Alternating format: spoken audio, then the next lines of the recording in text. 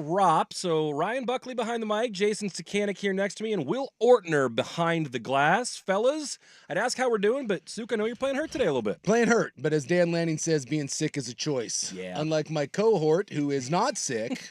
We're playing golf as a choice. Playing golf is a choice. Although, can we place the odds that he's at Pebble Beach? Yeah. And this one was planned, unlike his week-long COVID trek. Right.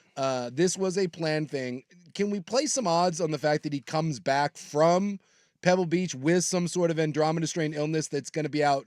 Because he's supposed to be back on Tuesday. I'm putting the over-under right now on Thursday. There's no way he's here Tuesday, Wednesday. Yeah, and my first thought was, well, what is the percentage chance that he's back on Tuesday as expected? Like, last time we made the fatal flaw of saying, oh, it'll be 60 or 70%. Like, no. Well, that and was remember, way too, off. that in classic Rop form, he's flying back Tuesday. This is the other one that Rop loves to do. So he's playing golf. He'll play golf 3 days, which means he's flying back Tuesday morning. So with all the airline stuff, just that alone, the airline thing puts it in jeopardy. Puts that thing at 50-50. Yeah. Then you throw in the fact that it's Rop. Then you throw in the fact of his immune system. I think we're looking at like a 20% chance he's here on Tuesday. I was gonna go maybe 30. So yeah, I think we're on to something. Maybe we'll set the line at 20, 25%. But yeah, yesterday during the show, because like I said, Rob was going to be gone at about 4 o'clock. I whispered in your ear. I said, hey, because we were going to do the show together. Right. I said, hey, just heads up, dude. I'm like, I don't feel so good. So about midway through the show, like my throat started to get sore, and you know when it's coming. I got home last night, ate dinner, and by 8:15, it was one of those like, I'm going to go pass out. No brushing the teeth, no washing the face, clothes pile right where the edge of the bed, and it was just boom. And I slept from by 8:15, 8:30, and I woke up this morning about 10. And I don't sleep very much. I'm about a 5-hour-a-day guy. Okay. And so for me to go on the 8, would you double it? At least. Yeah. And so then I just kind of woke up in a haze. I was like, huh? Like my dog. Because my dog is a pretty regimented guy, too. Like, he wakes me up about 6:37 like, hey, lazy bones, let's go. Yeah. We got things to do. So I woke up this morning to a 150-pound Akita basically standing on my chest. Sure. Being like, hey, old man, chop, chop, what are we doing? So I went downstairs, fed him, and then I got my daughter. I was like, hey, you're walking him today. I laid back in bed till about noon, woke up, took a mass amounts of drugs and caffeine, and here I am. Because as Dan Lanning says, being sick, it's a choice. And I choose not to be sick. It's funny. When I was in college, I actually also kind of subscribed to that. I had a guy that I lived with who was always like, I think I'm getting sick. And he'd say that on like a Wednesday or Thursday. Yeah. And then sure enough, he would be sick by Friday and he wouldn't go out with us. And we're like, dude, like you think you're getting sick like all the time. I would feel it coming on and be like, no, I am not going to get sick. I have to party this weekend. That's what's happening right now. And you kind of just mentally power through it. And maybe it's not the best idea, but you're in college and you're in your 20s, so you do it. Well, me and Rob have had this discussion in that we just, like, I come from a different world in that, and Will probably grew up in this same sort of thing. Like when you grow up in a really competitive environment, not being there is kind of a death sentence. It just is. Yeah. And when you're not there, someone else is. Yep. And so I just for my entire life, it just has always been in the back of my head that if you can be there, you show up. Otherwise, you get Wally pipped. Yeah, and I think if you didn't grow up in that environment, you don't necessarily have that mentality. And believe me, I've tried to shake it over the years, and I just don't have it. There is something I really struggle, and it like believe me, I've talked about this like in therapy. I just struggle with not doing stuff. I struggle with just laying there and being like, I don't feel good. Like the first time I got COVID. Well, the only time I got COVID. That we know of. That we know of. Oh, yeah. There was one of those. I got a message from the BTJ this morning. It was like, hey, I know that you're not going to do this, but maybe you should take a test. And my response back to her, I won't share on air. But yeah, good luck with that. But like I was sick the one day and I woke up the next day and I felt, so, and it was like 100 degrees outside. It was one of those, it was like either last summer or 2 summers ago. It was really hot. And I was sitting around and I was like, I'm like, I feel okay. And so my response to it was just go out, and I got on my bike and I rode like 25 miles. It was like, I'll sweat it out. My dad is that way. When he starts to feel sick or even is sick, he'll be like, if I work out, I'll just kill all the bad viruses. Big like, believer in that. Right? Yeah. Throw on the sweats, Yes. throw on the sweatshirt, Sweat maybe it even a out. garbage bag. It's probably a terrible way to go about doing it, but it feels I like can't. such an old man move. But But it like, is. But I go it kinda outside. works. And so today I thought about doing that, but I kind of got up late. And so, I just went outside and I stood outside in the sun for like 10 minutes. I went and like kind of like just stood outside in my yard and wandered around. And You grounded yourself? That's what you did? You're did. out here grounding? You're going the Tucker Carlson? did. You have your shirt off too? I Sun and did. everything? All I had on was I had a pair of skivvies, and that was it. And the only reason those were on is because my daughter was in the house. Outside of that, I wandered the yard with my dog for like 10 minutes. And then you go take a hot shower, and you sit in the hot shower for a while, and you blow your nose, and then you get up and you go about your day. I am the world's worst person if you're looking for sympathy. If you're not feeling well or something hurts, That's on you. Take it care is of a it. fatal flaw of mine. It's not a good trait. It's just if you have something that is bothering you, or it's painful, or you're going through something, you don't feel well, I'm the last guy that you should come to and be like, I don't feel good. And every partner that I've ever had hates me for it, but it just I'm hurt. I struggle with it. There's a great meme that goes around. It's from The Boys. Do you watch The Boys? Yeah. I'm not up to date with the most recent season, but I've seen the first 2 seasons. Yeah, the Soldier Boy, who's like their version of Captain America, if Captain America was a psychotic killer. Yeah. There's a great meme that goes on there, a little clip where he's talking to one of the guys, and he goes, you know what I do when I feel anxious and nervous? Nothing, because I'm not a and that's there. I've tried to beat it out of myself over the years, but I definitely have some of that. Like, hey, what do you do when you're not feeling well? Nothing, because I'm not a just get up and get going. So about halfway through the show, if I start sounding like Kermit the Frog, I apologize. Or Well, the caffeine runs out, but I got plenty of nasal spray. I'm good to go. You won't have to do quite as much talking today because we do actually have a couple sports guests. We will talk to Joey Harrington as we always do on Fridays for a little story time. We'll find out about getting thorny in the Thorns investment group. No, I'm not talking about him flat out lying to us. That's the other thing that has to be addressed. Is he lied? He lied. Well, he didn't lie to our faces. He lied to our ears. Yes. When directly asked. Yeah, we asked him directly about the Generation O uniforms, and he said they had not been contacted. And then like 2 weeks later, he's doing videos. He's dropping videos for the new uniforms, which are fire, by the way. They're really good. Give him credit. I don't know if he had anything to do with the creation of the uniforms, but those things are slick. And then additionally, at 3:30, even sooner than Joey, we have Ryan Divish of the Seattle Times, Mariners beat writer. They've been busy after we've been kind of dragging Dipoto the last couple days, and he was saying, oh, other teams want to get good players too. It seems like he might have gotten a good bat and a good arm. So we'll talk to Divish about that. And I'll say this, if you don't know, they got a Rosarina today from the Rays. And this is what if that doesn't work out, I don't care. You took a shot. You took a shot. It's what I wanted from the Blazers for all those years with Dame. I hate that noodle arm. Well, I don't know. It's a risky move. Good. Again, just floating in purgatory. Yeah. Have some stones. Make a move. If it doesn't work out, because he's not having a great year. He's hitting like 211, which, by the way, fits in perfectly with the Mariners. But that's a former All-Star. And if it doesn't work out for you, so be it. At least you didn't sit on your thumbs and watch your lead evaporate. You went out and tried to do something. That's all I've ever asked from a front office, is have some guts, and occasionally, not all the time, occasionally go full send. Yeah. You know, you can't sit there year after year after year and have the same problem and not do anything about it. Drives me crazy. We'll get more sportsy in just a second, but there are many people here who agree with both of you about working out being the best way to get better or to get through being sick. One person on the Vancouver Ford text line saying the best thing to do when sick is go to work. I work outdoors in the vineyards, and after getting some fresh air and breaking a sweat, I always feel at least a little bit better. Yeah, I think that's kind of what we're all talking about. And there are days where it does, look, we've all been sick where you ain't getting out of bed. I mean, I certainly have Sure. those. Well, there are times where you can't. Yeah. But when you can, get up. And when you can't, do the other satanic thing, which is mix as many drugs as possible and just pass out for like 36 hours. Or don't do that. But if you do, might I recommend codeine and NyQuil in large quantities and just zonk out. I call that the hibernation theory, but again, don't do it.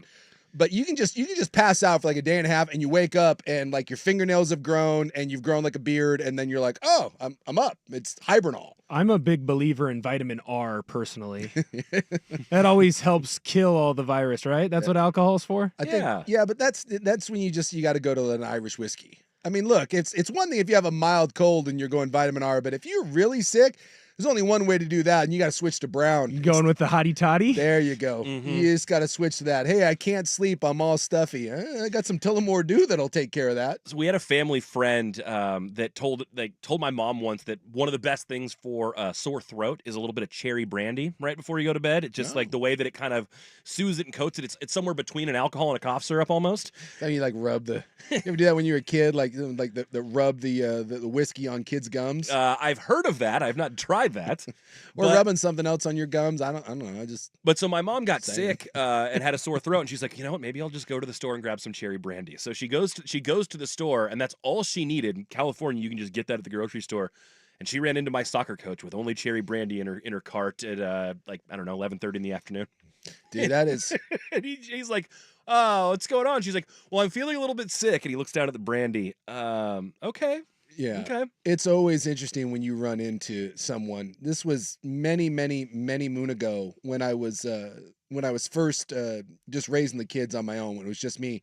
I would do a lot of late night grocery shopping. It was just the easiest time of the day. I'd put the kids to bed, and then I would go out and I would go grocery shopping. So I'd be at like Winco or at Safeway at 11 o'clock at night. Mm-hmm. And I ran into someone that I knew who should not have been in the grocery store buying what they were buying, and it was amazing. The look on the face of someone that is buying certain items. Yeah, I got a good idea. In the middle of the night. And I'm not certain that his wife was aware of said items, because the look on his face when I was like, hey, those aren't items that you're buying for your wife. No. Those are items that are being purchased for something else. And I just remember looking at him just having the biggest eating grin. I'm like, huh? What are you up to? What are you up to? You didn't think you were running into me in the middle of the night at Winco, were you? And just, it was fantastic. The new one that I hate as a teacher is when I'm buying alcohol. Yeah. And then you see a Mr. Ortner. Yeah. That's a tough one. You got your half rack of Bush Light. The first time you run into a teacher or a principal, it's awkward when they're in like civilian clothing, like in the wild. Yeah, it's really, really weird. Like you're like, oh my gosh, just like shatters your whole illusion of it. I remember seeing Mr. Perry out at a bar when I was like 21 and being like, oh my God. And he was out there he was out there trying to get some too. It was I didn't know what to, I was just, the whole thing threw me off. Look, it's a real tough look when a kindergartner runs up and says, Mr. Ortner, and the parents look over and I've got my Hooters hat on and I've got a shirt that says Coors Rodeo on it. It's not my favorite look. Yeah. The Coors Rodeo thing, that's making, that's the whole thing. When I was down at... Wait, what is... I don't know what this is. It's a t-shirt brand. Yeah, it's like a t-shirt brand. It's like Coors, but it's Coors Rodeo. When I was at the fair... Oh, so it's like Coors is just making like, kind of like, I don't know, they vintage country stuff or something? They do Modelo's though, too. Yeah. It's when you go Cowboy to... Bay. When you're at the Denver airport, there is an entire Coors store. Cowboy cosplay? Cowboy beer cosplay? Pretty much. Yeah. And like... And as someone who's been drinking the Banquet now for 20 plus years, Banquet man, and I do enjoy, I do have a couple old Coors shirts. It's weird now because it's now just become like its own brand. So when you go to the Denver airport, there's an entire store that is just Coors merchandise. And then there's like Coors Rodeo. When I was at the Farewell Festival down in Redmond this last weekend, I'm telling you, dude, Coors stuff everywhere. And I'm not certain that anyone's drinking Coors. They're just wearing the Coors rodeos. Like they didn't have Banquet anywhere for sale at the rodeo or at the festival, but everywhere you looked, there were Coors. It's like now Motorhead shirts. Like you see like Lemmy, who was the lead singer of Motorhead. Sure. He always said, if I had $1, or what did he say? Like if everyone that had a Motorhead shirt just spent $1 on any of our albums, I'd be a very, very rich man. It's cooler to have a Motorhead shirt than it is to listen to Motorhead. Yeah, you'll run into someone wearing a Motorhead shirt, which is the coolest rock logo of all time. You'll be like, yeah, Ace of Spades. And someone will be like, what? Like, huh? like rope, and they just have no idea. You're like, oh, it's a cool shirt. This That's from the- kind of where the Coors Rodeo stuff is coming. I got 3 of them. This from the Vancouver Ford text line. If you're still at Freddy's, would you be able to pick up the veggie powder? Never mind, that was supposed to go to the wife. That's on the Vancouver Ford text line. But also, have we considered the possibility that Ortner might be poisoning you? No. No, Okay. no. Rop, I mean, I'm here now. No, you're here, but you're a little under. Like, is he trying to Wally Pip you? It's possible. Like at the gym, he's giving me like some sort of weird, like, hey, you want a spot, and then he's slipping me something. You've never spotted me. No, I'm not allowing you to spot me. I think that there would be some shenanigans afoot. It's probably for the best, Right. Yeah. I think it's better if we just work out on separate sides. Plus, at this point in my life, if I'm doing something that requires a spot, Yeah. I'm doing something extremely wrong. Well, right. Isn't that how you blew out your pec, kind of? Yeah, that's a young man's game. We had that conversation the other day. Exactly. There is nothing anymore that I am going to do that it's going to require a spot. I actually like this one too. Someone all the time in the gym be like, hey, how much do you do? No idea, because I'm not finding out. 46 years old. Those days are long, long gone. long gone. We have other methods for getting sick coming out on the Vancouver Ford text line, For including getting chewing, or for curing being sick. Chewing a raw clove of garlic. Oh, that's right out. Additionally, this person says nothing works better for them than edibles. So there's an option. Oh, don't worry. I'm on a strict drug regimen. Don't worry about that. I got you covered. We're all good there. Well, we do have to soldier on because I want to sports a little bit before we get to our first sports guest. That's Ryan Divish of the Seattle Times, going to tell us about what the Seattle Mariners have been up to as we get closer to the deadline. They've been very busy today. A couple other things in today's show, as I mentioned, Joey Harrington and why he lied to us. Dan Lanning, ice cream cones, and the art of war. Also, an Iraq war reference and notable extortion attempt that sounds like in the news. It's actually Washington Huskies in the NFL. I will explain that later. All right. And but for where we start next, front offices. What is the most important thing they can do to help your sports franchise? That's coming up next on an SOB edition of Primetime on 1080 The Fan.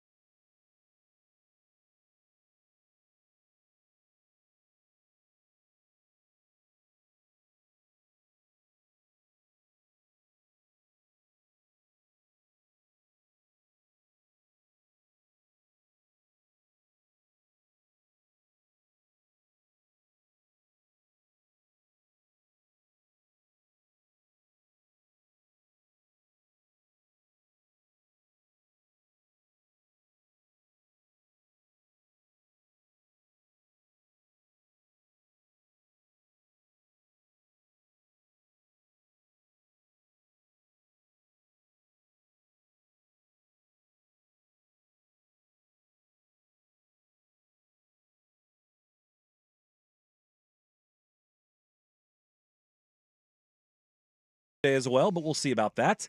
Want to get to our poll question. We'll start with yesterday's poll question where we asked you, with Oregon's road games of Oregon State, UCLA, Purdue, Michigan, and Wisconsin, what will be the Ducks' road record? We gave you the options 5-0, 4-1, 3-2, or 2-3 and worse. 4-1, the majority winner at 46%. What did you say to that one? That's what I had 4-1. I think they'll either stub their toe at Michigan or Wisconsin. It's really hard to go undefeated, no matter how good you are. And those are two really good programs who should be playing pretty well at home, even if they're, Michigan maybe taking a step back from their team last year, et cetera. I think that's a safe still place got to a be. lot of talent, and they're a physical team. It's like Michigan all of a sudden is going to forget how to play physical football. So, yeah, give me 4-1. And so that'll move over, now we'll move over to today's poll question, and we actually, after kind of clamoring for it, got some exciting Mariners news. Yeah. Last night, reports coming out that the Mariners were in conversations and essentially coming to terms on acquiring Randy Arozarena from the Tampa Bay Rays. Big power hitter. They need a bat more than we've been able to even express. They have paltry averages, not many home runs on that roster. This fills an immediate need, especially with J-Rod on the IL. And they only gave up 2 prospects and a player to be named later. So not giving up any major league talent to get that. And then this afternoon, just before we got to the show, they acquire Yimi Garcia, who Jeff Passan was calling the best right-hander available on the trade market. Yeah. They're actually making some moves, and I thought what looked like maybe now a rudderless ship, they might just try to play out the string and see if they got lucky enough to enter the tournament. This appears that they're going for it now. Love it. I think if you're a Mariner fan, you're super stoked. And the 2 prospects you gave up in the Arozarena deal, it was like 12th and 20th in your organization. In your organization. Mm-hmm. It's not even a top 10 guy. So I love this. I think that you just look around and it's wide open. I don't think there's any team right now that you just look at and say that is an absolutely terrifying roster. I mean, the Orioles have had their struggles. The Yankees have had their struggles. I mean, the Dodgers are the Dodgers. They're really good. But I don't think there's like a super team out there. And you look at the Mariners, and as good as their pitching staff is, you just got a little bit better there. Yeah, you got a little bit better there, and you got a bat. Mm-hmm. I just don't know, no matter what you were going to do, if you have an offense that's really going to carry you. But to say that there's nothing you can do, I will just never accept that. So I think if you're a Mariner fan today, regardless of how this works out, considering what you did last trade deadline, getting rid of Seawald, I think this is what you've wanted, and you've got to be excited about it, regardless of how it turns out. The trade deadline is on Tuesday, and so we'll see if there are any moves to follow. One of the things we'll ask Ryan Divish, but one of the things I wanted to ask you and ask the listeners, you can find us on X at 1080 The Fan. All we ask is that you vote and vote hard, is which aspect of front office management is the most important in pro sports franchises? And there may be a little bit of overlap here, but the categories I gave or the choices I gave are drafting and talent evaluation, signings and contracts, trades, and hiring a coach / vision. Well, I think they all come into play. They all matter. There's nothing more important than front office in sports. There just isn't. If you don't have a good front office, you just are not going to win, plain and simple, because the front office makes every decision, including hiring a coach, including an overall vision.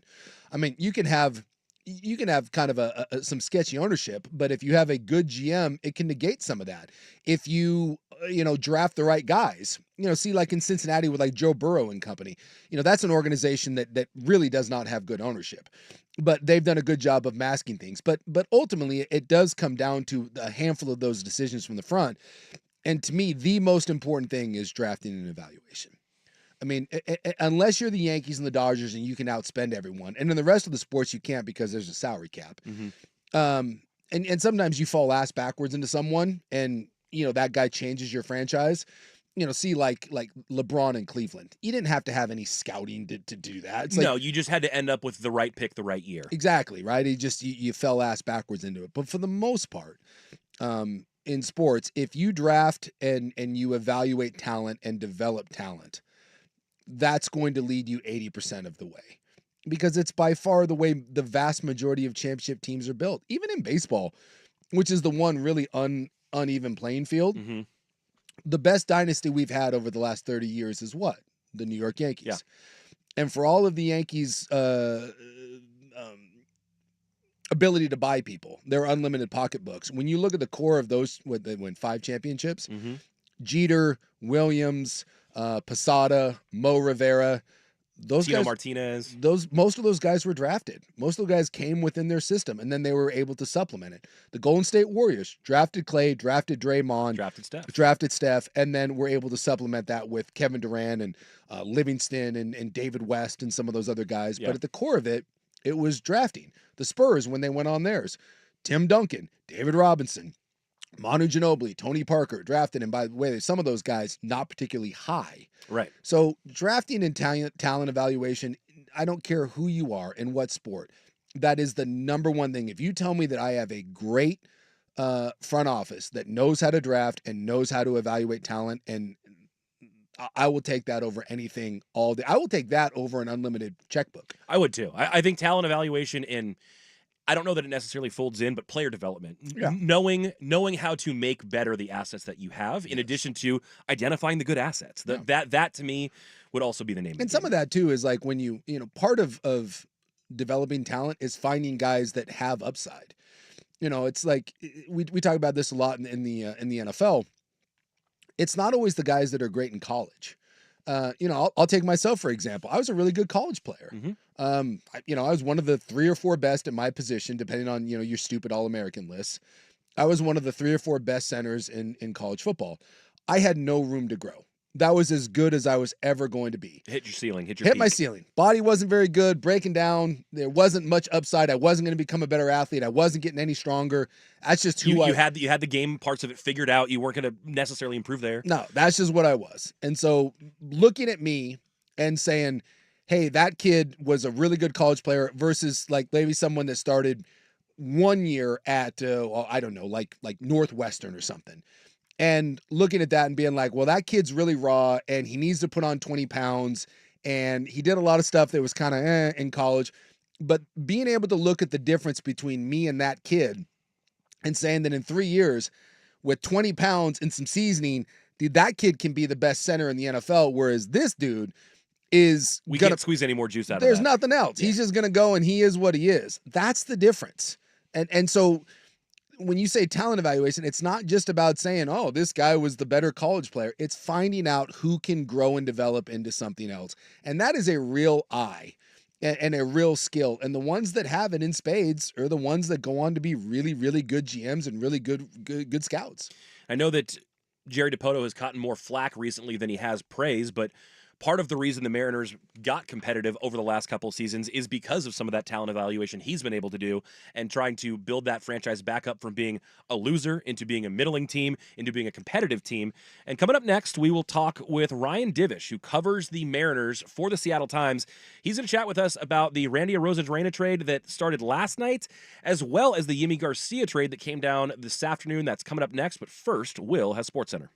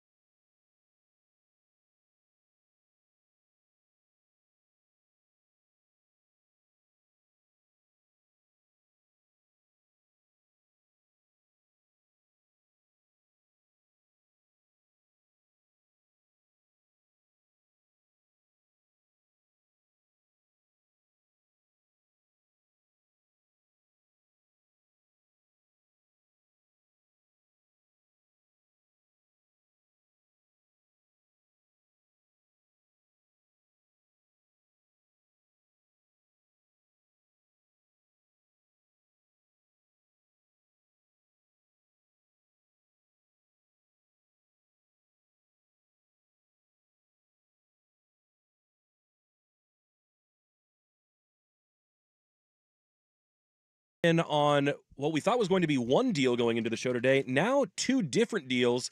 And to do that, we are joined by Ryan Divish, who covers the Mariners for the Seattle Times. You can follow him at Ryan Divish on X. Ryan, how you doing? I'm good. I'm good. Well, I know that I know you're not with the team right now, but you've been following this story, obviously. And the first thing that you mentioned last night after the news broke was that the Mariners had to give up a couple decent prospects to make this deal. Obviously, they needed some more thump in the lineup with Arozarena, but what were your first reactions to the trade when you saw what they were getting and what they were giving up? Well, I was surprised that they didn't have to give up one of their top 10, prospects, according to the prospect rankings. I mean, there are some scouts that would argue that Aiden Smith, the outfielder, is probably a top 10 in their organization just based on potential and everything else. But no, I mean, you kind of knew that they had to do something with Julio Rodriguez out for a couple weeks with an ankle sprain, J.P. Crawford out for over a month with a broken pinky finger, and really just the offense scuffling as much as it has been. Like, they just couldn't sit on their hands this trade deadline and hope that a bunch of underperforming hitters were somehow just going to figure it out after 100 and some games. It just wasn't happening. So they had to go and do something. And so the Rays and Mariners, I think, have made about 13 trades under Jerry DiPoto. So, like, they're familiar with each other's organizations pretty well. And I mean, like, we all kind of thought that maybe it would be Isaac Paredes or even Yandy Diaz, but the Mariners felt like they needed another outfielder with Julio down, and they wanted to go that route. So they went and got Randy Arozarena. Aiden Smith, the young outfielder, he kind of reminds me of Josh Lowe and Brandon Lau, the two guys that are already on the Rays, left-handed with some speed, got a little bit more pop than you would think. I mean, he's only 19 years old or 18 or 19 years old. He was a high school draft pick last year, but he's a good player. He's a good prospect, and the Rays do have a way of developing other people's prospects into something. So, and even Brody Hopkins, the pitcher, is one of the best athletes overall in the entire organization. Like, there are some scouts that have said that he runs a faster 60 time than Julio Rodriguez. So as a pitcher, he was a two-way player in college, and they converted him full-time pitching. And they really believe that this was one of those guys that with their pitching lab and stuff, they could have really built into something. So they gave up real prospects to get a Arozarena, but it speaks to how much they need help offensively. How much was this, internally knowing that they had to go for it, and how much of this was outside pressure? Because I feel like every time DiPoto opens his mouth, like, the collective fan base just rolls their eyes and groans, begging him to do something. So how much of this is internal versus external pressure, you think? I think there's some internal pressure too, but I mean, like, you'll notice that Jerry hasn't been very public this year, after the disastrous postseason press conference and everything else that went wrong. He isn't out there very much anymore, but, talking with Scott Service and even General Manager Justin Hollander and Jerry DiPoto, like, they knew they needed to do something. You can't waste what they've got from these starting pitchers this year. You just can't. I mean, like, they have the best starting rotation in the American League. They've used the fewest starting pitchers, and they've thrown the most innings. I mean, like, you've got guys like Gilbert and Kirby and Luis Castillo and then Bryce Miller and then Brian Wu now. Like, this is a good rotation as you're going to have. Can't waste it, because what they've been, with the exception of Brian Wu, is they've been unbelievably healthy. You don't know that that's going to happen next year or the year after that. So you better take advantage of it now.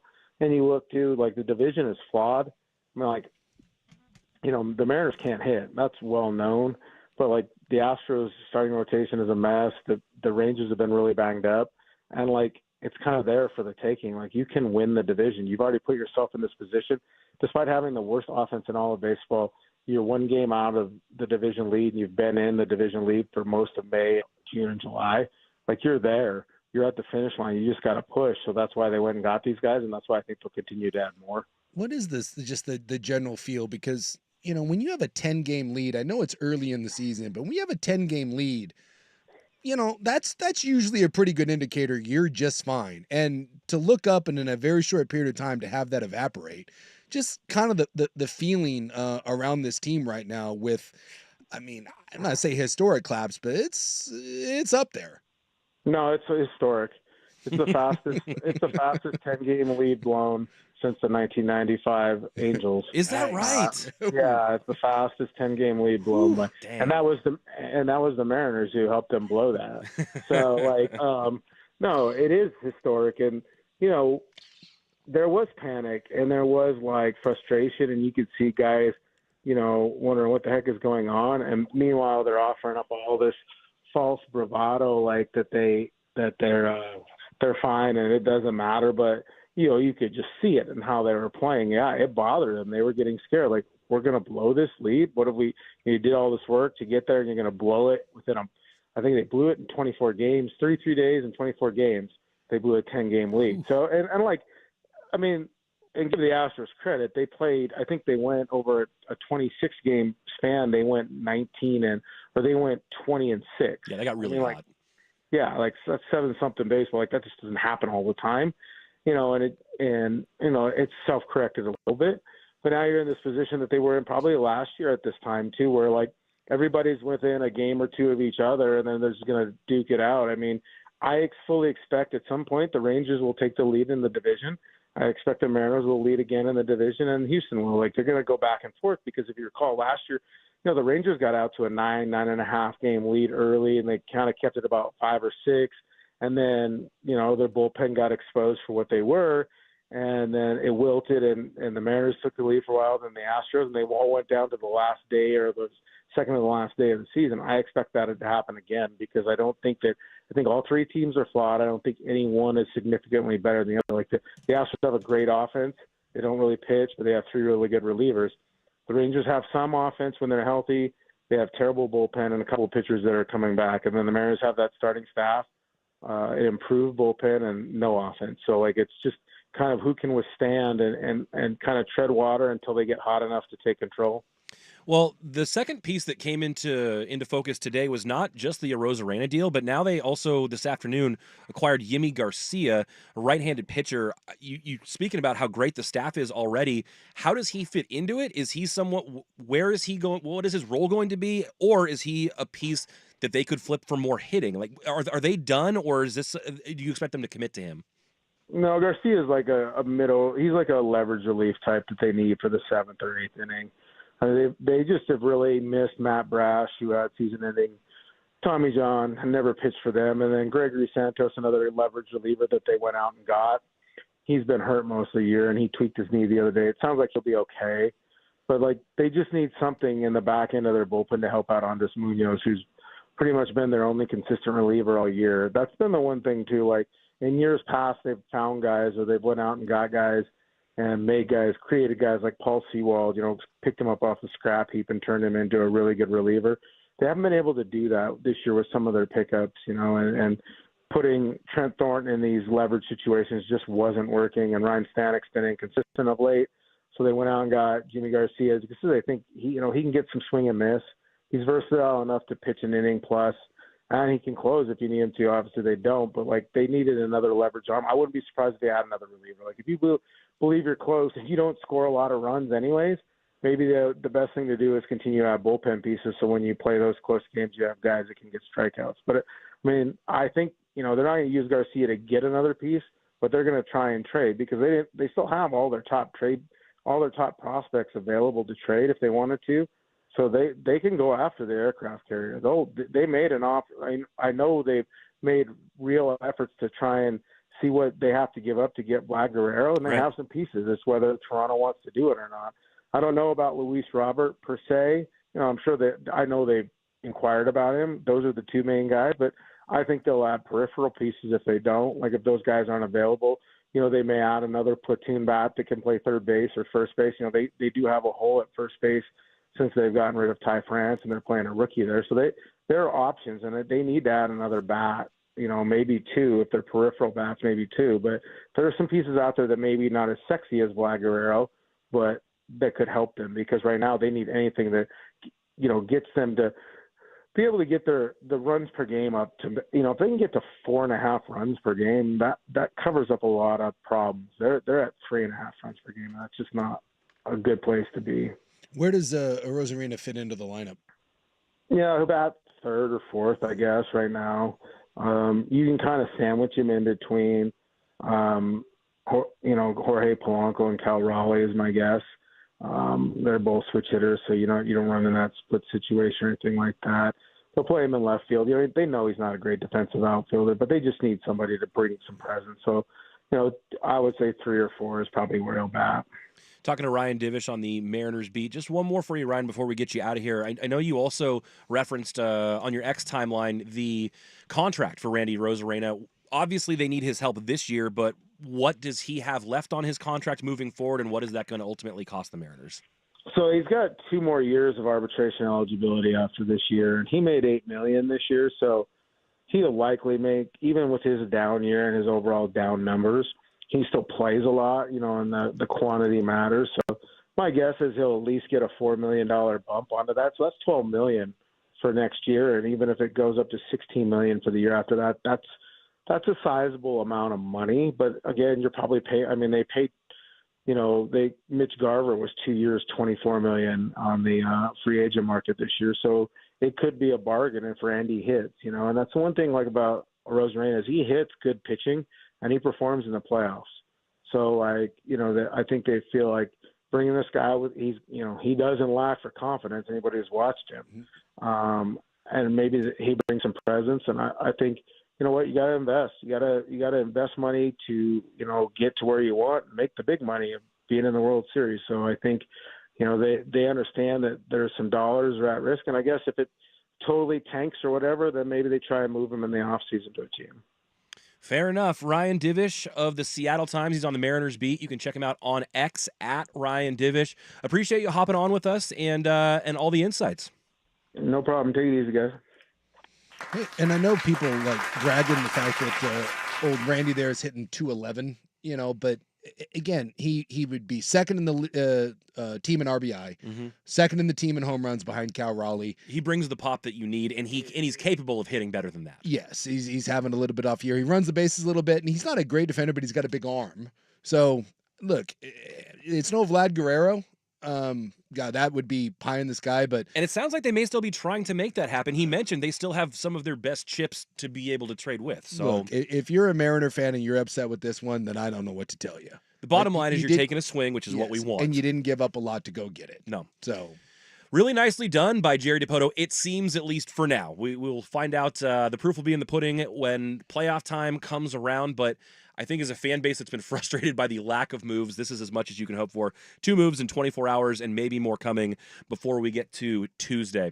Coming up next, going to shift gears to the NFL. Tua got paid, and a couple Huskies with some interesting stories at their respective training camps. It's coming up next on Primetime on 1080 The Fan.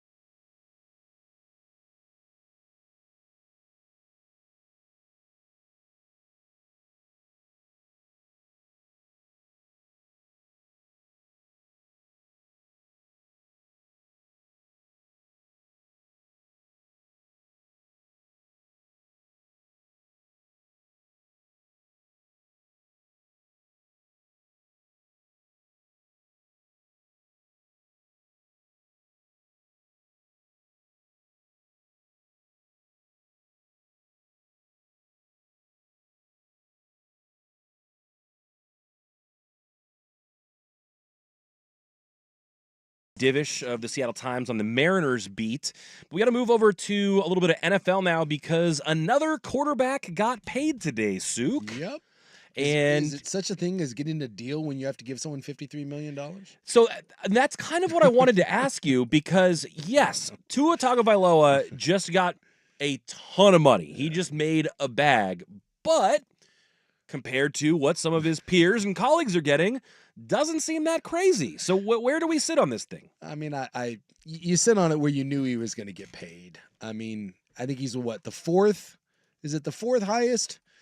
Now he's the third. Is it the third? So it's Burrow's one. I think Burrow and Lawrence are tied at 1-2 at 55, and then he's at 53.1 average annual salary. So he's it's just a scooch up, and then Herbert I think comes in there. So it's all new money. If you thought that Tua was going to sign for a sweetheart of a deal, you're fooling yourself. No. And this is the problem that we have with quarterbacks. It's not about being the best. It's about being next. And when Tua was healthy, Tua put up MVP numbers last year. So he said he wasn't going to play 11 on 11. He was only doing 7 on 7 stuff in camp. And, none of this should shock you. Is Tua worth $53 million? No, he's not.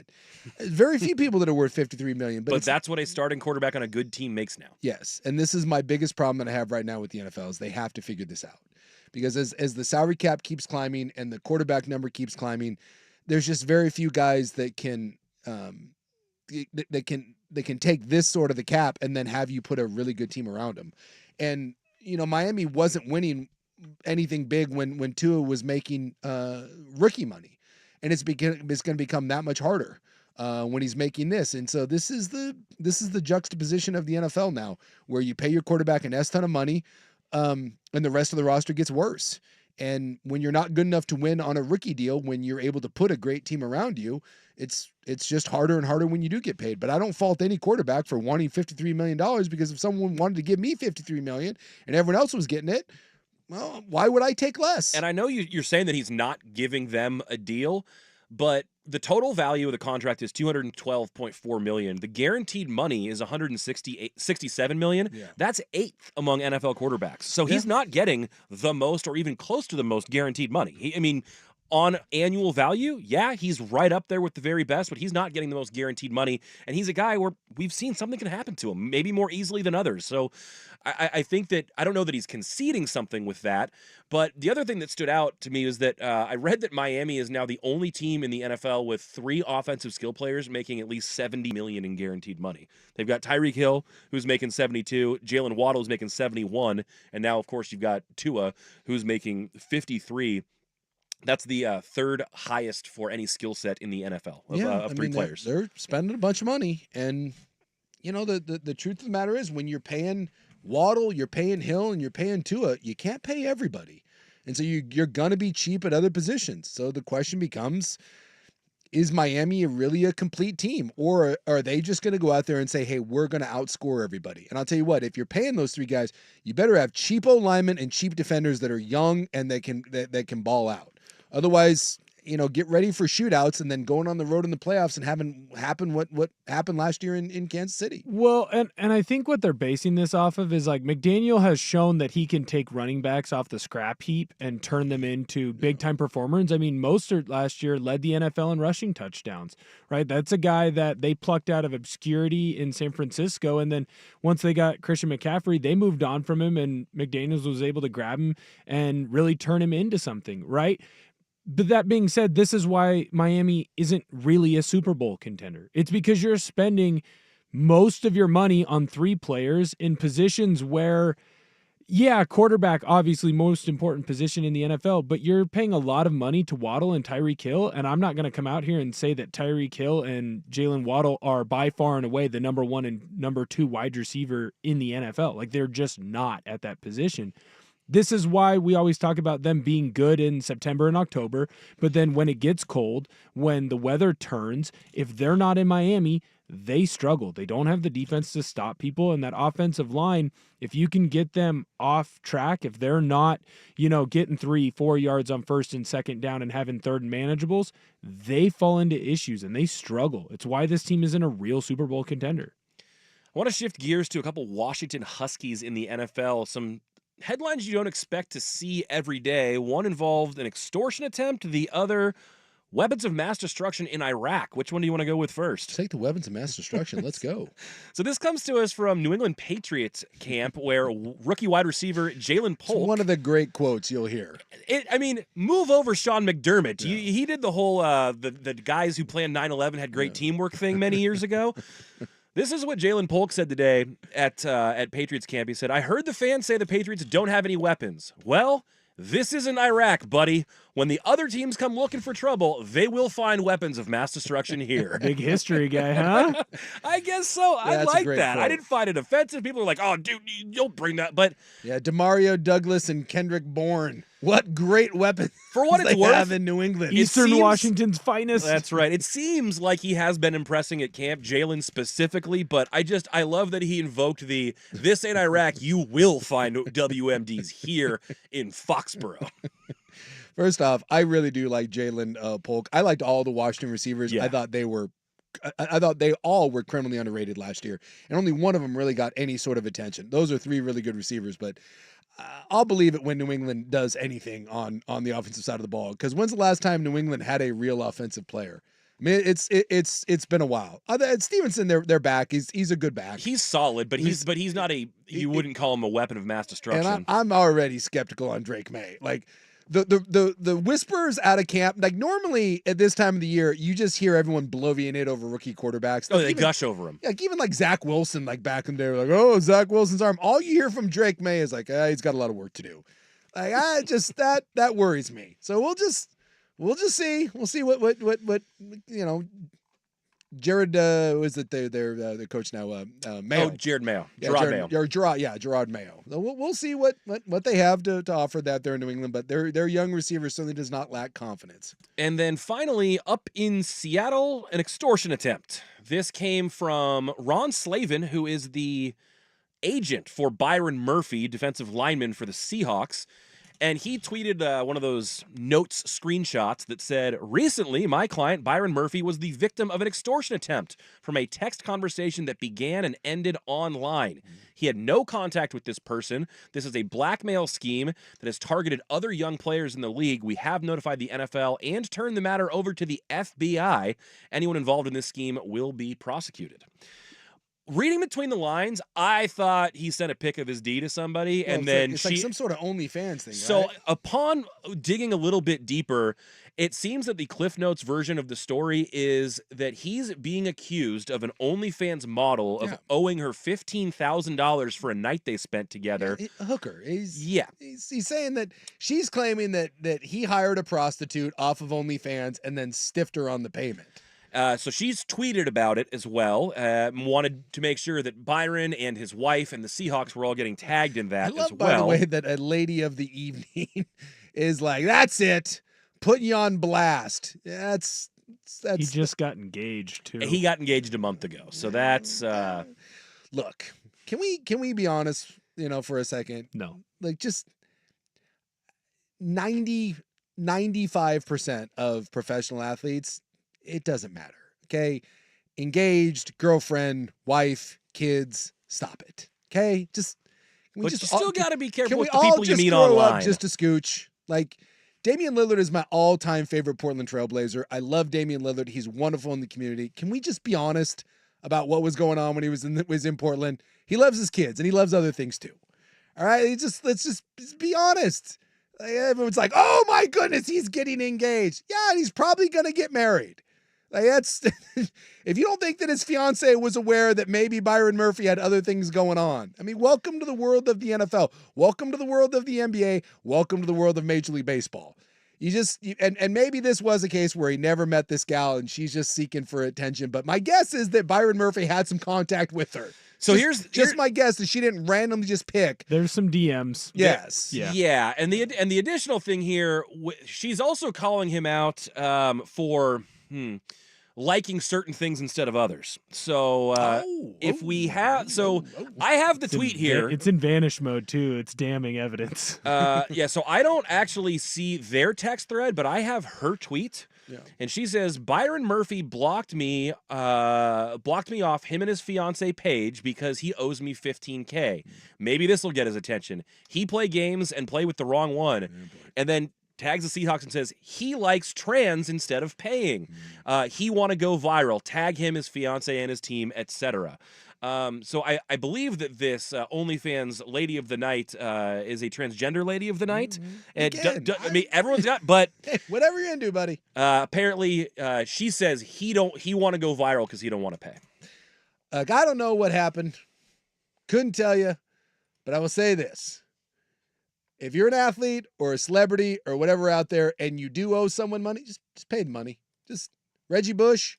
Remember that old Reggie Bush NCAA thing? All that guy wanted was his money. So I don't know what happened, but if indeed you owed her 15 or him, whatever, $15,000, you would have been better off paying it. Now, if he is being extorted, then that sucks. That's awful. No one wants their business out there on Front Street, but unfortunately, in today's world of OnlyFans and Instagram models and the rest of that stuff, how many times Dwight Howard got caught up in this, right? Yeah. This exact thing, by the way. Who else recently had this celebrity? Oh, who was the Maroon 5 singer? Oh, Jason Mraz, right? No, it was Adam Levine. Adam Levine, who wanted to name his kid after the side piece that he had going on. Yeah, he was talking all about the booty. Yeah, that's I mean, those DMs are forever. That stinks. But according to Byron Murphy, it's an extortion attempt, and so I don't know. I guess give him the benefit of the doubt, but I'm seeing one of the screenshots here. It's interesting. Well, again, like I said, do we know exactly what happened? No. Do we think something probably happened? Yeah. There was contact, but again, again, go to. Also, not a bad idea for a money grab if you are trying to screw someone over. Yeah. Like, just get those DMs going and be like, oh, by the way, if you don't pay me, I'm going to tell everyone you did this stuff, and it's my word against yours. No matter what stadium you go to, NBA, NFL, Major League Baseball, you can find the friends and family section. They're always there. Blazers have one. You can figure out where it's at. And it's hilarious. You go to a Seahawks game, whatever, just go find that friends and, quote, family section, and you can see the professionals. You can see the professionals. You can see where they're at. And some of them for the road team, some of them for the home team. Some of them have the little babies with them with the little baby jerseys on. Mm-hmm. It's just, I hate to say it, but it's part of the NFL. It's almost part of the culture. Remember when DK Metcalf had his a couple years ago? DK Metcalf, and I may have the details somewhat fuzzy, but DK Metcalf was meeting a gal online, and he was going to have her drive in for a little late night, what have you. And she was driving like an hour away. Well, and that's what this is with Byron. He was like, one of the DMs is saying like, hey, I'm going to be at this hotel in this place. Like, I'm going to need you to drop by. Yeah. So the DK Metcalf messaged her like when she was on the way. I was like, no, sorry, I got two others. He's like, you're done. I got two that are willing to, hang out together. And then she got all pissed about it. And then as she was driving back home, he texted her again and was like, no. As long as you're cool with it, we got a three thing. Yeah, that's all. Let's all get together. And like she texted, of course she got pissed and like sent out the message and was like, here it is. And DK Metcalf was like, ah. He had a girl at Central too. Yeah. You'd see his old car. He'd roll into the apartments, and it was like, "Oh, whose car is that?" Yeah. I wonder. There's only so many people. It's a rough. I don't want. And hopefully this is. By the way, extortion is never a good idea under any circumstances. So we'll just see how this plays out, because I'm sure there'll be lawyers, that get involved, and maybe there's a settlement, maybe there's not. It's just, I don't know. Guess who's not surprised that a professional athlete with a bunch of money that's maybe new getting to the extorted league by someone who does those things is getting extorted or is seeking certain reliefs on the interwebs from Instagram models or OnlyFans models and all that. So I'm sure this is now part of the rookie symposium when they're like, hey, gotta be burner accounts, people, burner accounts, fall guys. Well, coming up, we need to shift gears over to college football. Dan Lanning, ice cream cones, and Japanese philosophy. But coming up next, culture versus misfortune in college football. Do we have a problem with punishments and player behavior? Georgia Bulldogs edition. That's coming up next on Primetime on 1080 The Fan.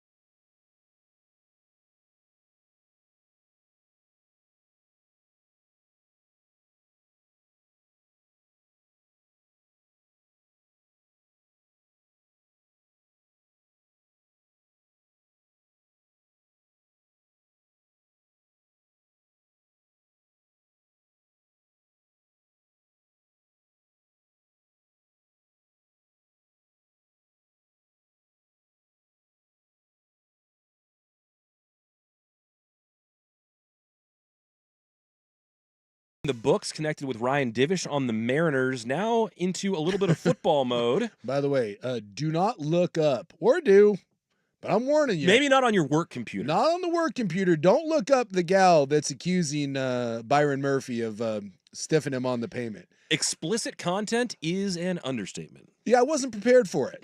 I was like, because they got the screenshots, and so I was Of like, the text messages. of the text messages, Or the DMs, or yeah. the DMs. And those are rough too. Yeah, those are rough. But I just was like, oh, I want to see what her, what her account is. Woo, or he, whatever. I don't, they. Sure. It's just be prepared. If you do Google that, Don't you dare go misgendering OnlyFans hookers. That's okay? true. Ladies of the evening, Okay. professionals. I don't know. Escorts. Possible extortionists, but it's I was not It's something. prepared. Like, they have that pin, you do the pin post. That kind of sets the tone for the account. Yeah, it's like a tweet from further back, but you want people to really see. Yeah, it's something. It's something. So I'm guessing that locker room. I'm guessing the locker room's gonna have some interesting conversations at Seattle camp. Yes, he's not gonna be speaking a lot to the media. Well, we're already well behind the clock, so we are going to burn and turn here. But before I do, I'm going to leave you with this. We remember the tragic crash in Georgia in 2023 in January after their national title that killed a staffer and a player for the Georgia Bulldogs. Yeah. There have been 29 traffic-related incidents on the Georgia Bulldogs since that point in time, and Kirby Smart said at his own media day, we still haven't solved that issue. No. Going to talk a little bit about how player behavior reflects on a program, how much is on the coach, how much is on the school, when and how do you draw the line, because Georgia player stepping in it again with an arrest overnight. We'll get to that next on 1080 The Fan. How's your t-shirt game set up for summer? Check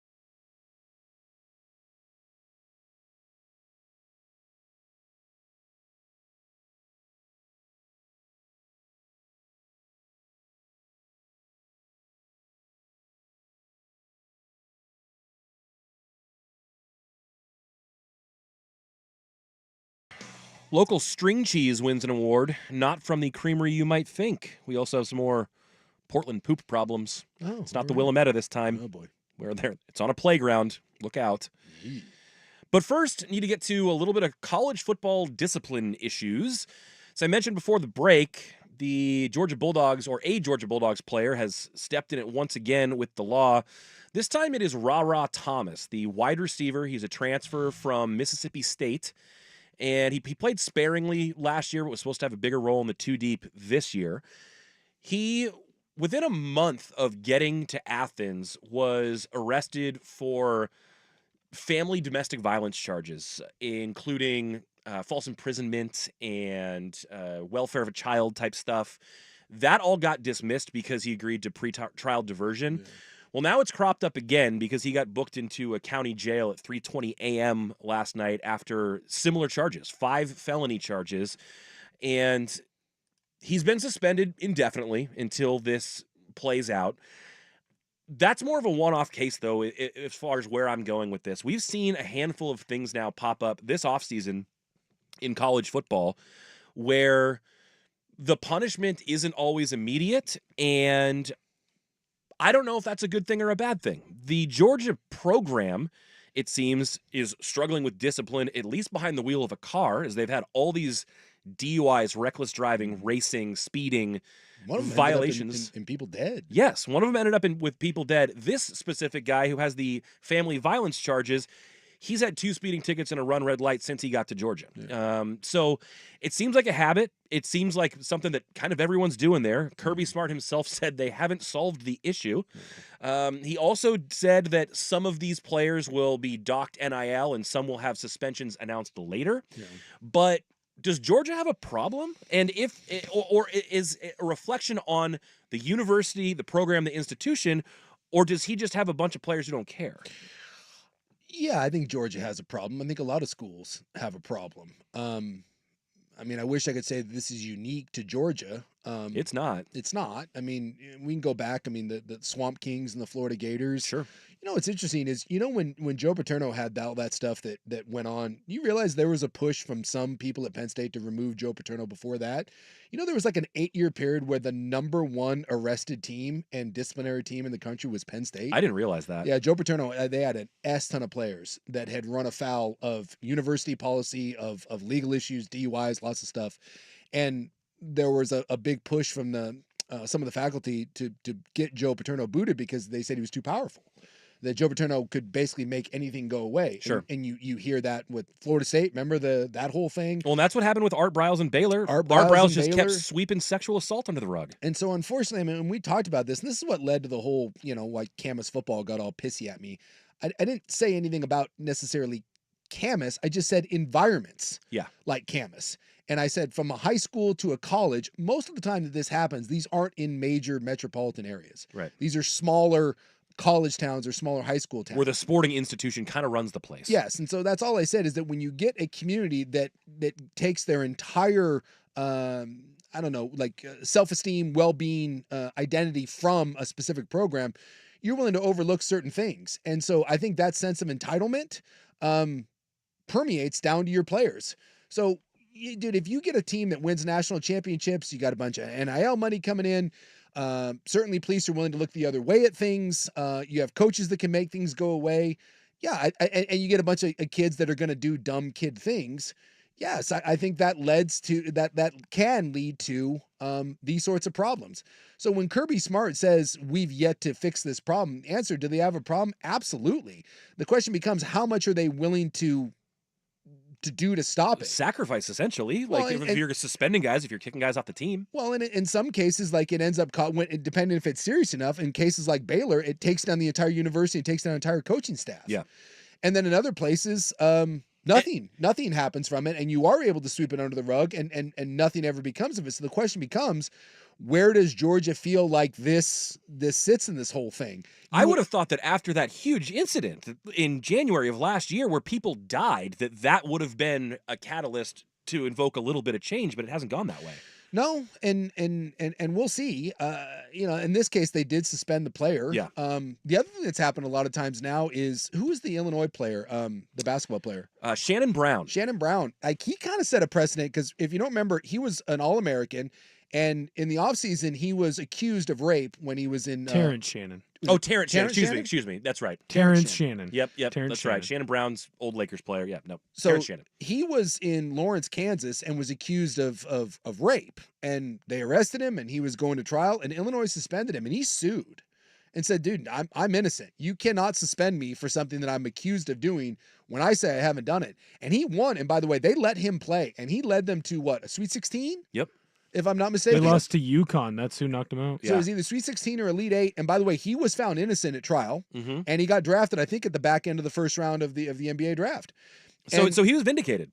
he was vindicated. And so you are seeing more and more players, because back in the day, it used to be you were accused of something, you were suspended. And the core of public opinion kind of held most of the cards. If you upset the community and the booster base and stuff, you're just sitting out till we get it all sorted. So, and that isn't the case. I mean, Oregon's got this going on right now. Oregon's got a defensive back who I saw just the other day is going to stand trial for the hit and run murder. Yeah. Dalen Austin, he was Yes. involved in the fatal hit and run, leaving the scene. And the details to us in just the public were kind of murky. Yeah. But the circumstances seemed very odd. But Dan Lanning said at Media Day He's going to play. that he needs to, that they believe they have information from him that makes them think he should be playing. They believe that's how it's going to go in court.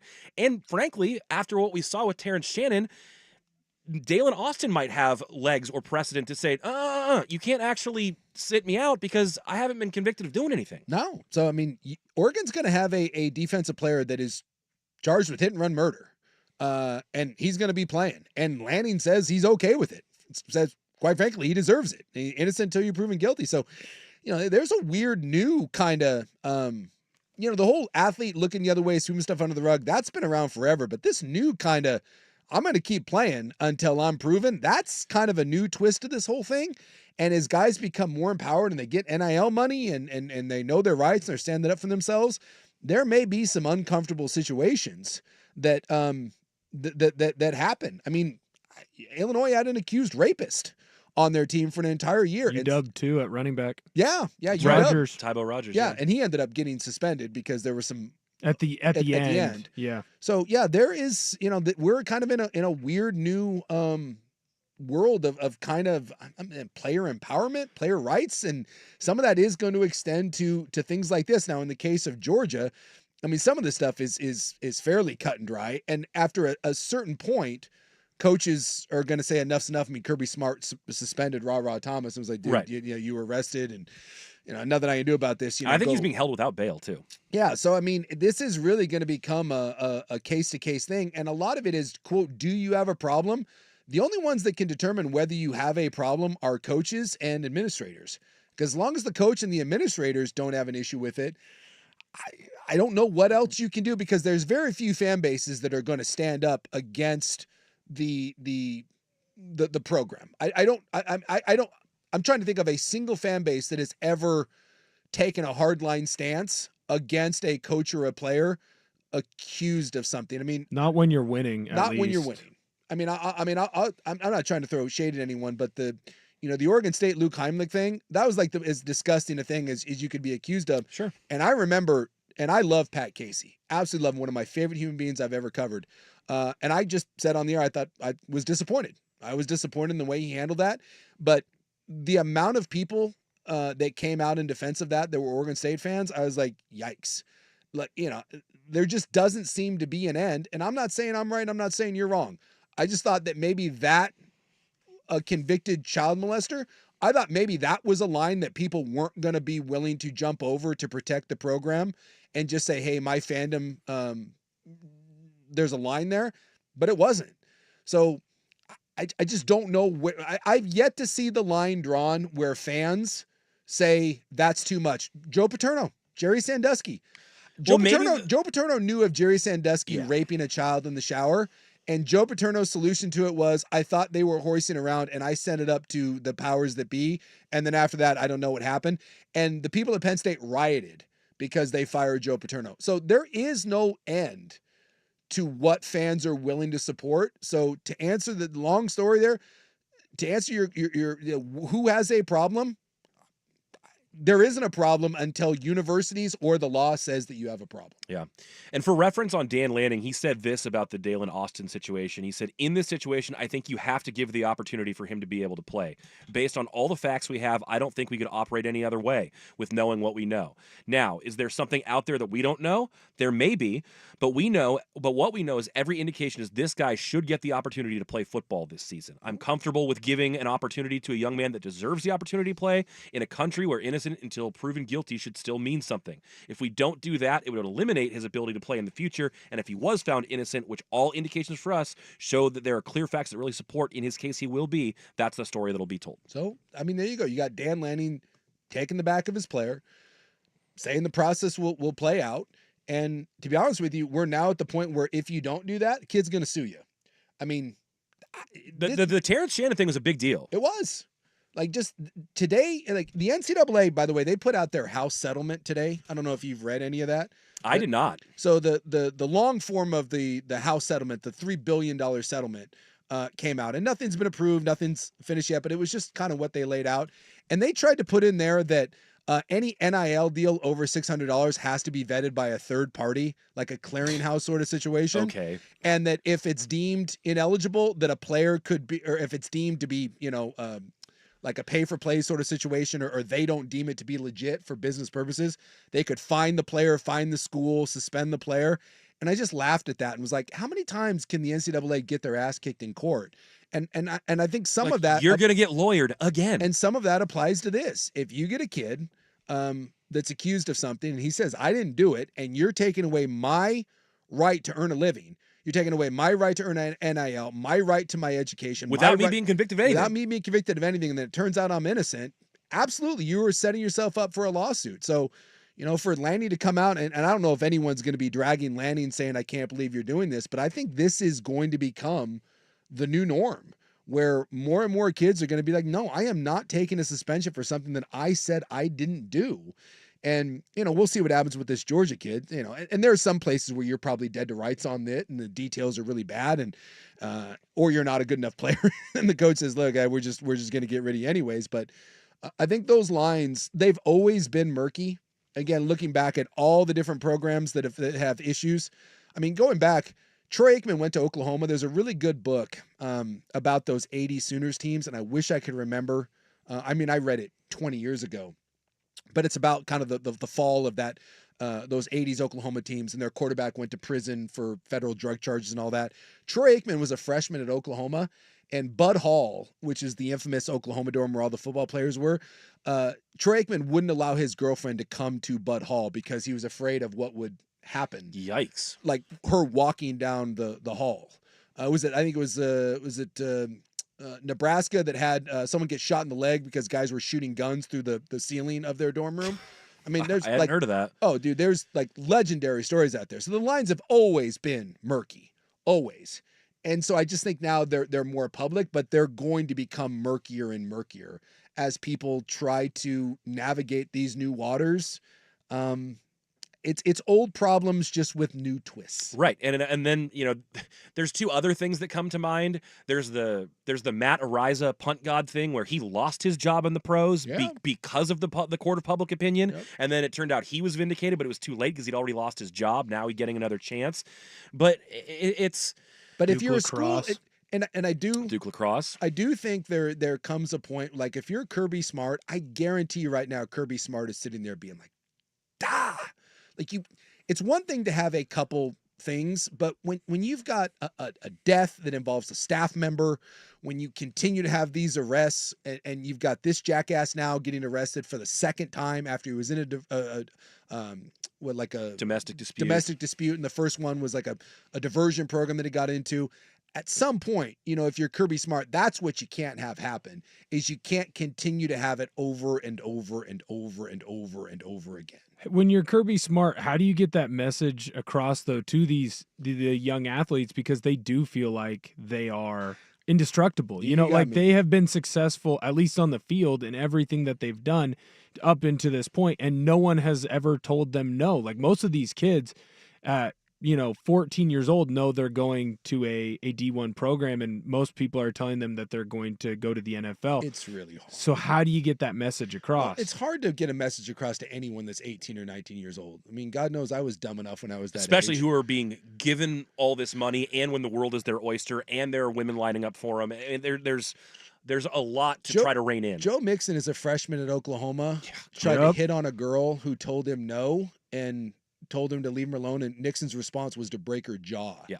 And it was caught on video. And Joe Mixon had to sit out a year and redshirt, and then went on to be one of the great running backs in Oklahoma history. And now, is in the NFL and makes a bunch of money. So again, it's nothing new. And Oklahoma looked the other way, and they took a bunch of crap for letting him on they kept him around. Yeah, he sat out a year and then came back and played. He sat out a year, and that was just a redshirt year. But they didn't kick him off because he was really good. So I don't know.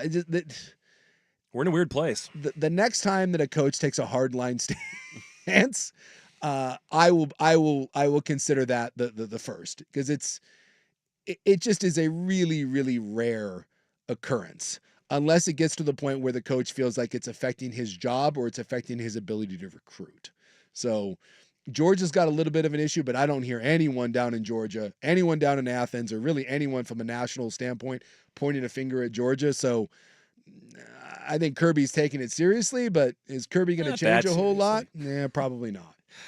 Coming up in the news is next. Local string cheese wins national award, and Portland's got poop problems. But first, here's Will with SportsCenter.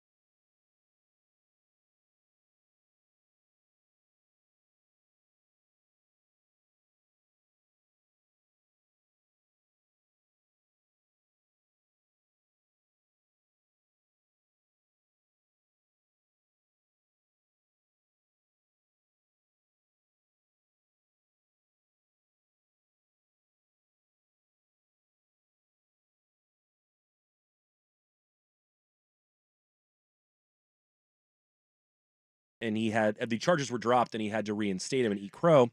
Yeah, we've seen now more often info come out that has supported players who said, "No, it wasn't me. I didn't do that," and coaches can't get out of that. Yeah, we want an immediate reaction. Everyone wants their pound of flesh, and when someone's accused of something, we want immediate action. We want no tolerance. You're gone, done. Discipline, set a tone. Well, and especially when you're dealing with any of the big ones. Like I don't think that think Trayshawn Holden one was related to gun violence. Yeah, so I think when you're dealing with guns, when you're dealing with rape, this guy raw domestic issues. Yeah, domestic issues. I think those three. Like if someone gets a DUI or reckless driving or something, I don't think, or even robbery, I don't think that necessarily has the reaction. But when you're dealing with a violent crime, we all want to jump to that conclusion, and I do. I just think that you're getting more and more coaches that are just saying, "Hey, let's let this thing play out." And the difference is, I think more and more now, it's this kid has a right to continue until those things get settled, especially if they're privy to more information. And the problem is, like with Dan Lanning, he comes out and says, "Hey, we're privy to information that you don't have." Mm-hmm. And so you almost have to do it's proprietary, Sean, that sort of thing. Yep.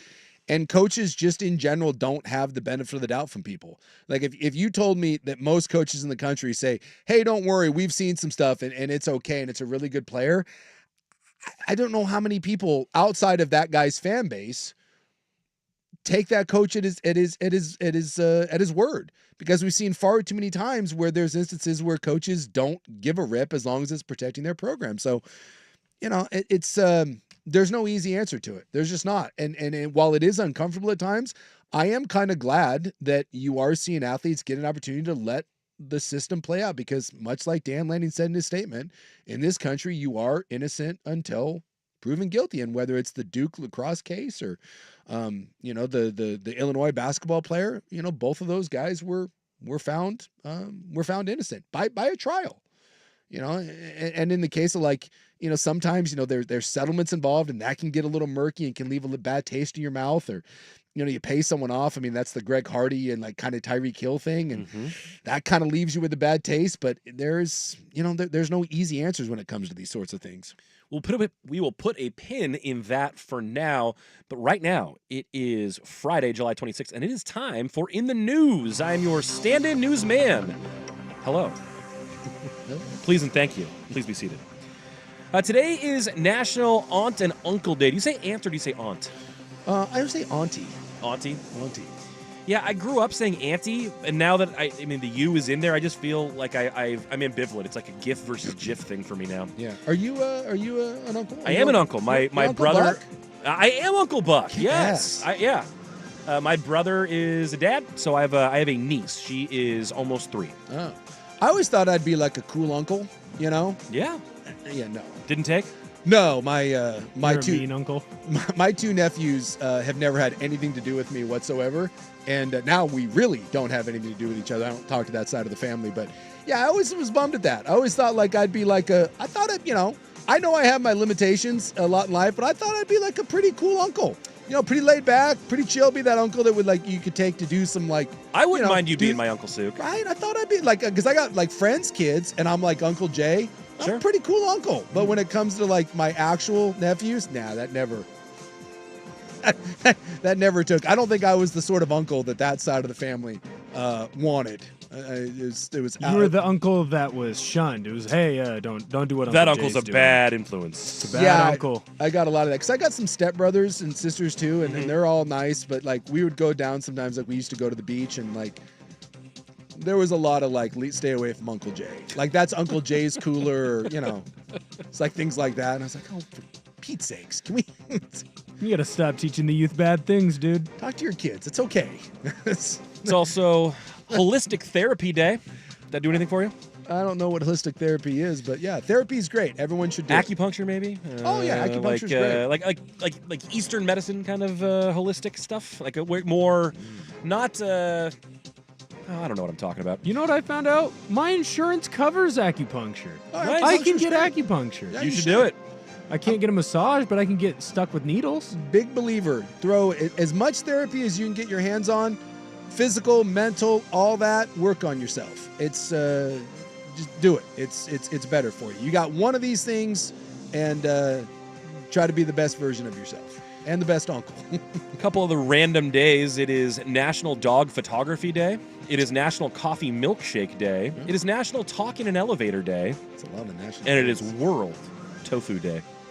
Yeah, there's a lot of photos of my dog out there. I don't take a lot of photos, but the BTJ and the kids, we've got like a million photos. You got a dog Instagram, do you? No, I find that's weird. I do as well. The two weirdest Instagram, when you have an Instagram of your animal, you have an Instagram of your car. Yeah. That's a whole thing, I've by the never way. seen a car. Oh gosh, dude. Have you seen the They're people out who now put decals on their car that has their Instagram handle on it to like? Yep. I'm like, See them all the time. oh god. Yeah. Also, how about rank the birthday party? It's happy birthday to Mick Jagger, Sandra Bullock, and Jason Statham. Scale of 1 to 10. Jagger 1, not even close. Mick Jagger's like one of the coolest dudes to ever live. If you had to choose a life to live, you could do a lot worse than making Mick Jagger your life. Yeah. Seriously, that dude may be, he's top 5 coolest people to ever walk the planet. Okay, Will. Yeah. The lead singer of the Rolling Stones, who's like 80 years old, is He's still an international poo-pooing. rock star and is having kids with models when he's 75. Poo-pooing the lead singer of the Rolling I think Stones. that's selfish. Having children right when they figure it out, you're going to Eddie, be dead. I just want you to know that, Will, your and my and all three of us, at any given time, if you took the 5 greatest moments of our life, and in that exact better moment, than me. if you looked at what Mick Jagger was doing, it was cooler than what you were doing at that exact I'm not moment. claiming I'm cooler than Mick Jagger. I just think Jason Statham makes a better movie.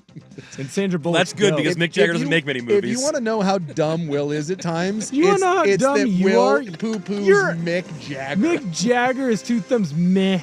He's like 60 by the time I'm born. Who cares? And I just wanted to know if you had a birthday party for all 3 together, Mick Jagger- scale of 1 to 10. Jagger- Sandy Bullock and Statham. Jagger 1, not even close. Statham, Sandy, it's a coin flip. I think both of those are kind of on equal footing. Well, I do have some sad news surrounding. Rolling Stones, man. Eh. Okay. I have some sad news regarding those Beatles are a bunch of candy asses. They're not very cool either. Yeah, I wonder who. I don't want to hang out with any of them. What would we talk about? That Tupac was a loser. Well, never mind. Eastern Oregon fires had a tragedy last night that got confirmed today. One of their air tankers that was helping assist the Falls fire. First, it was missing, Yeah. and so people didn't know it was up. It's now been confirmed that it crashed and that the pilot died. Yeah, and once you found out that it was missing and they were looking for it, like, you know, it wasn't like that dude was going to come bounding out of the woods. and right, be this like, isn't hey, Homeward Bound. everybody, I'm fine. You know, I just decided to turn off my radar and make a lap around the smoky woods. That sucks. Yeah, the Bureau of Land Management had contracted the plane, and last night around 11:30 they lost it. They found that it went down just south of John Day, Oregon. Let me just state for the record, anyone out there fighting those wildfires, Thank you. You are a man or woman amongst men and women. Yeah. One of my sons, really good friends growing up, that I've known since he was like 8 years old, scares me to death because that's what he does and he loves it. Yeah. And he wouldn't be doing anything else. He absolutely adores it, but it just scares the living hell out of me because that's some balls or whatever you have, reproductive organs of steel, and those guys are badasses. So heart goes out to the guy that lost his life, and to everyone out there doing that, or if you have a loved one out there, my undying respect. Yeah, be safe out there. Coming up next, local creameries earn cheesy honors, and it's not the ones you think it might be. That's next on In the News on Primetime, 1080 The Fan. This is the Fan's window into sport.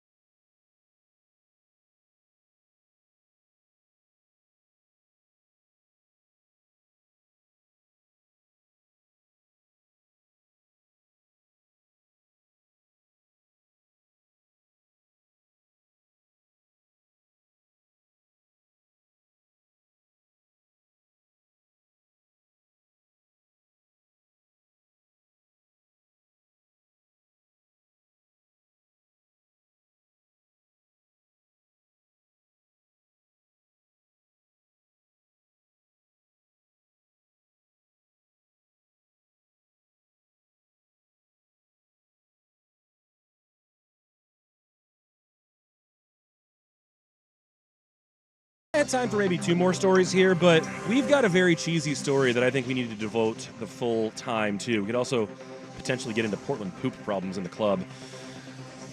What I have is the American Cheese Association Awards. Didn't know that was a thing.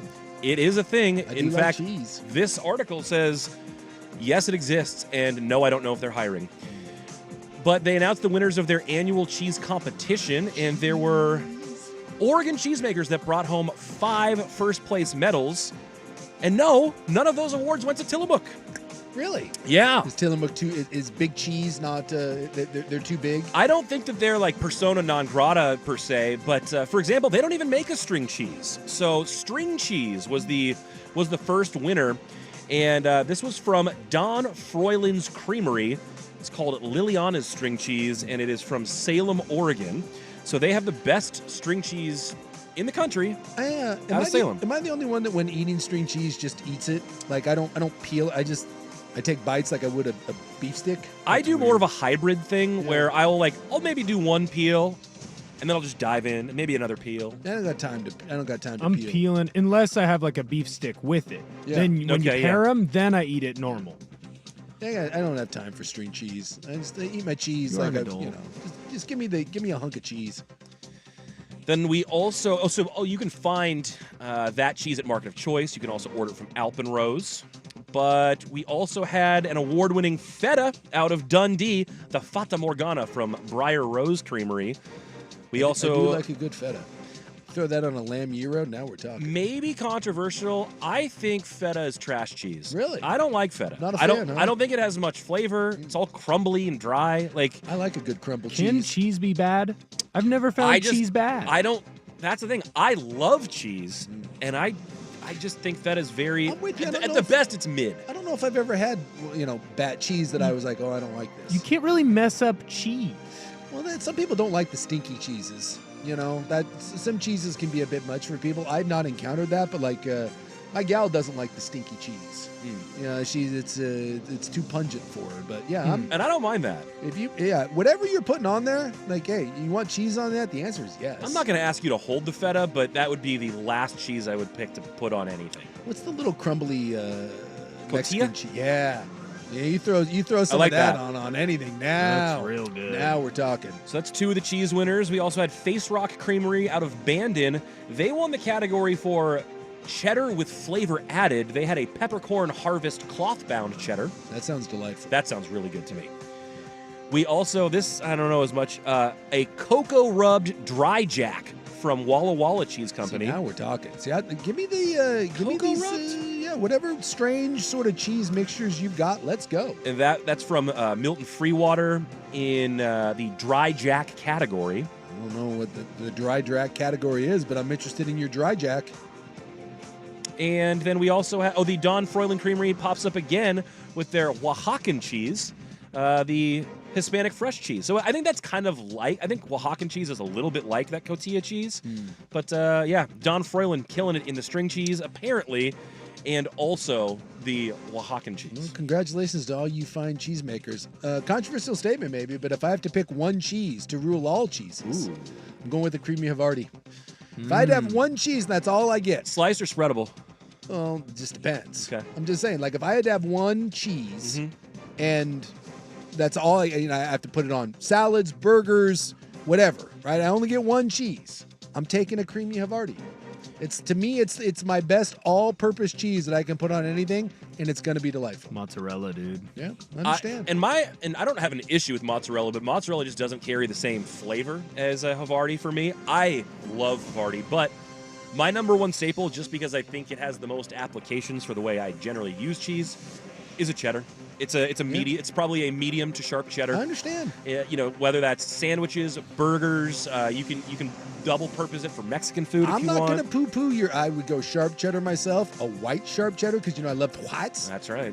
I'm not going to poo-poo your cheddar, but I just, I don't know. There's something about the Havarti that I just, I love. Well, that's going to do it for In the News, July 26th, 2024. Coming up next, the Hot 5 at 5, plus Joey Harrington. We'll ask him why he lied to us. Get the important answer of that coming up next hour here on 1080 The Fan.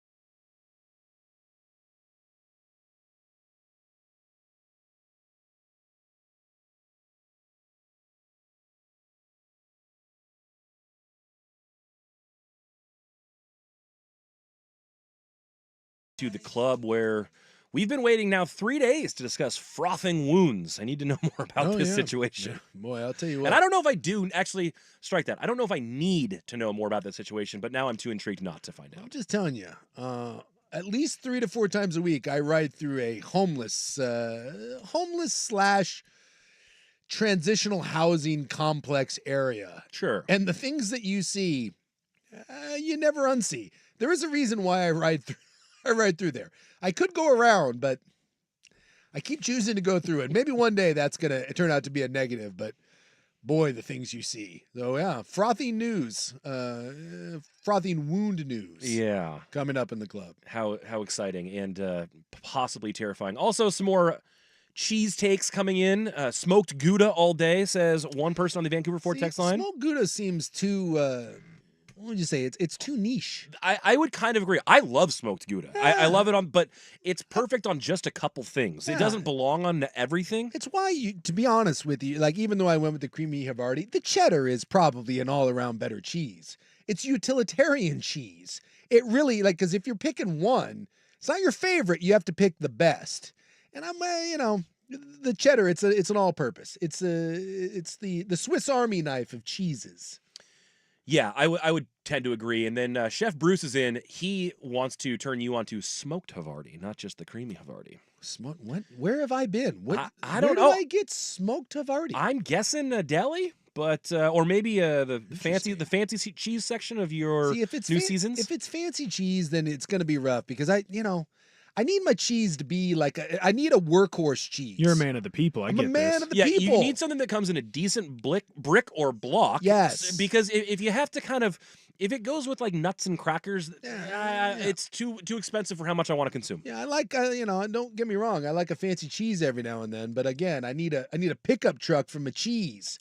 I need a workman's cheese, a man of the people's cheese. Blue collar cheese. There you go. Now we're talking. But I am interested in whatever this smoked Havarti. I'm going to have to go looking for this. Now, this begs a new question, and I don't know where you sit on this. I tend to be more hesitant, but now in the smash burger era have waned a little bit. Someone here on the Vancouver Ford text line says, guys, don't sleep on a deli-sliced yellow American cheese. How do we feel about American cheese? I'm not going to lie. I find American cheese to be very mid. USA. Don't get me wrong. USA. Love me some USA, but again, if I'm taking an American cheese, why wouldn't I just go with a cheddar? Yeah. It's a superior cheese. The American cheese does melt really well over a burger, probably better than a cheddar does. But again, there's one application that I actually want that cheese. I'm also going to make a controversial statement. I like when my cheese gets a little too melty. The cheddar. Yeah. It can kind of crisp up around the edges. It doesn't bubble a little bit. Bubble a little bit. I like that. I like when I probably take my cheese on a burger or a cheesesteak or something. I probably take mine a little too extreme. You're more of a medium well man kind of a thing. Same thing on nachos. Yeah. If I'm making nachos and I'm sprinkling cheese, you cook that bastard a little bit more. Make them stick together. Yes, I want some crunch. I like when you get the little burnt edges of the cheese. It's like my own burnt ends, but with cheese. Yeah. I like a burnt cheese crust. I'm into that. Now we're talking. But with no further ado, it's time for the Hot 5 at 5. Oh. Hot topics, hot opinions. Oh, golly, I'm hot today. And hot air. It's time for the Hot 5 at 5. That's hot. The Hot 5 at 5 on Primetime with Isaac and Sue. No, I mean it. That's very hot. The Hot 5 at 5 with Isaac and Sue. Brought to you on The Fan by Victor Rico's Mexican Food, the most popular burrito spot in Oregon. Online at victorricos.com. Number 5. We really don't have time for more cheese discussion, but someone else suggesting pepper jack now. That's a good spicy I just want cheese now. I know. I need to eat some cheese. I know. Number 5, Russell Westbrook. It's official, joining the Nuggets. We knew this was going to happen after the buyout from Utah, but he gets a 2-year veteran minimum deal worth $6.8 million. Do you think he can do something for the Nugs this year? It might. I mean, look, he's a name at this point, but for a team that at times just needs someone to eat minutes, And when Jokic isn't on the floor, he's a guy that you can turn to and say, dude, just put your head down and go get us 8 points while we give Jokic some time. It sounded like they want him to lead their second unit, so he's the guy that's spelling Jamal Murray, Jokic scoring. If he's your fourth or fifth guy or your best bench player, I think this is a nice move for Denver, and it didn't cost him anything. Didn't cost you anything. No, I think there's a little bit of nice value there.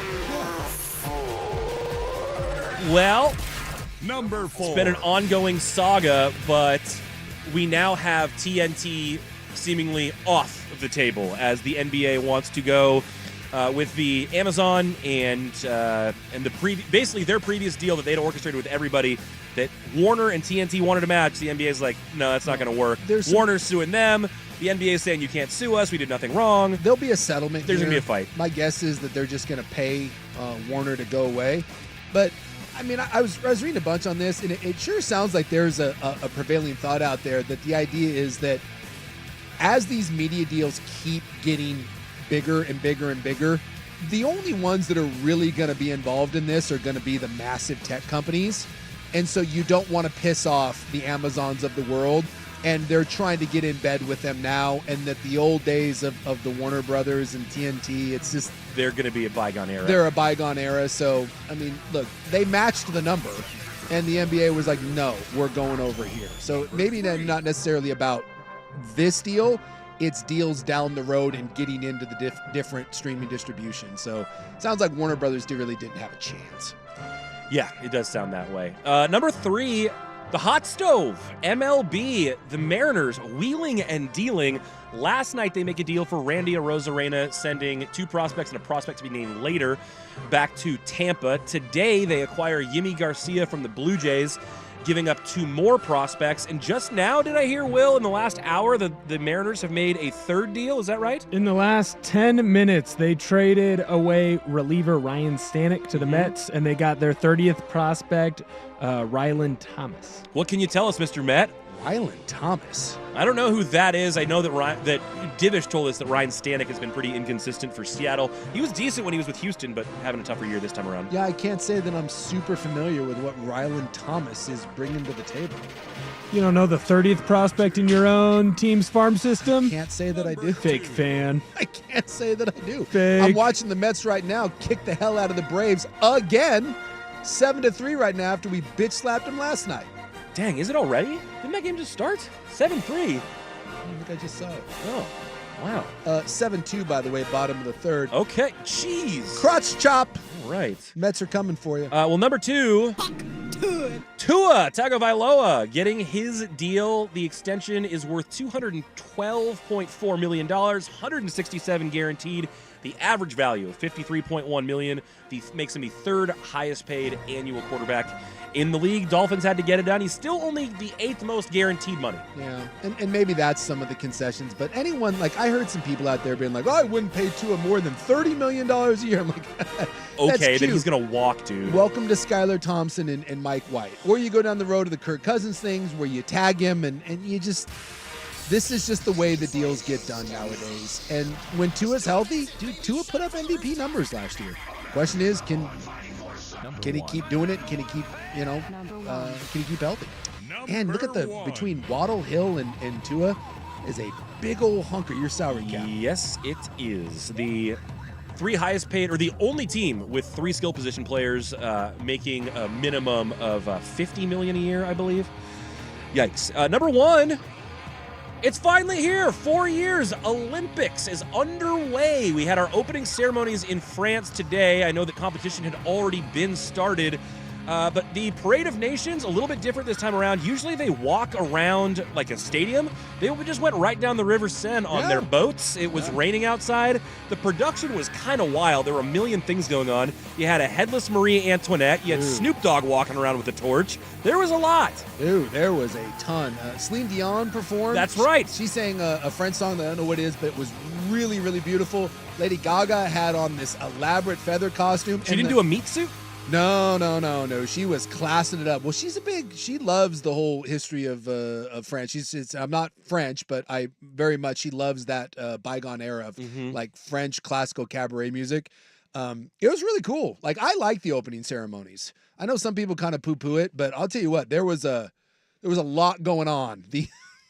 The French people brought the heat, so to speak, and of course some people had a problem with it because the just give it a whirl. If you're sitting around tonight, I'm sure they're going to be replaying it all night on Peacock It was and like NBC. some weird dramatic variety show or something like that. There was just a lot happening. There was a lot happening, and visually, the headless. I was not ready for the headless Marie Antoinette. I mean, I who's know it goes in singing, by the history, way. but yeah. It was. I thought it was pretty cool.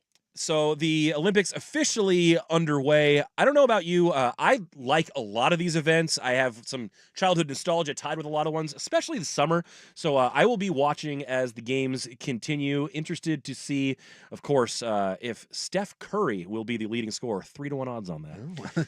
I like that you're already betting on Olympic futures. Yeah, Good for you. Of course. The Hot 5 at 5 brought to you, as always, by Victor Rico's Mexican Food, home of the best burrito in Oregon. You can visit them online at victorricos.com. Coming up next, I have 3 or 4 stories we could roll through. I may let Sook spin the wheel of randomness. In fact, like a wheel of random. that is what we are going to do. Coming up next, Primetime, 1080 The Fan. The Fan is live on YouTube, Twitch,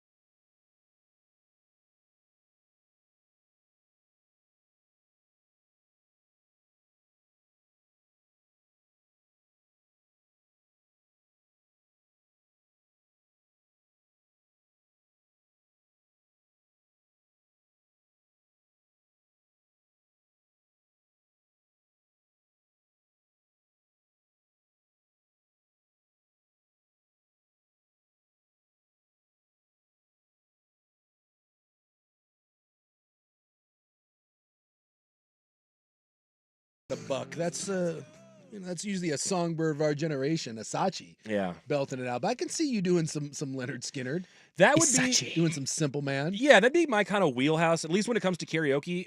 I've got a nice, deep kind of baritone voice, Yeah. but I have no range, and I can't go high. So I feel like most really great songs with great vocalists have range in them where they have to go high. I can't do that, so I don't try to mess around with things where in places I don't belong. But I'll hit you with like a Johnny Cash Ring of Fire. There you go. You don't have to go, or a Garth Brooks Friends in Low Places. Well, if you're doing drunken karaoke, the go-to song should be Friends in Low Places, because the crowd Everyone knows it. The crowd sings along. And it's not hard to, No. and it's not a hard one to hit. No, and once you get everyone singing along, then it doesn't matter that you can't sing.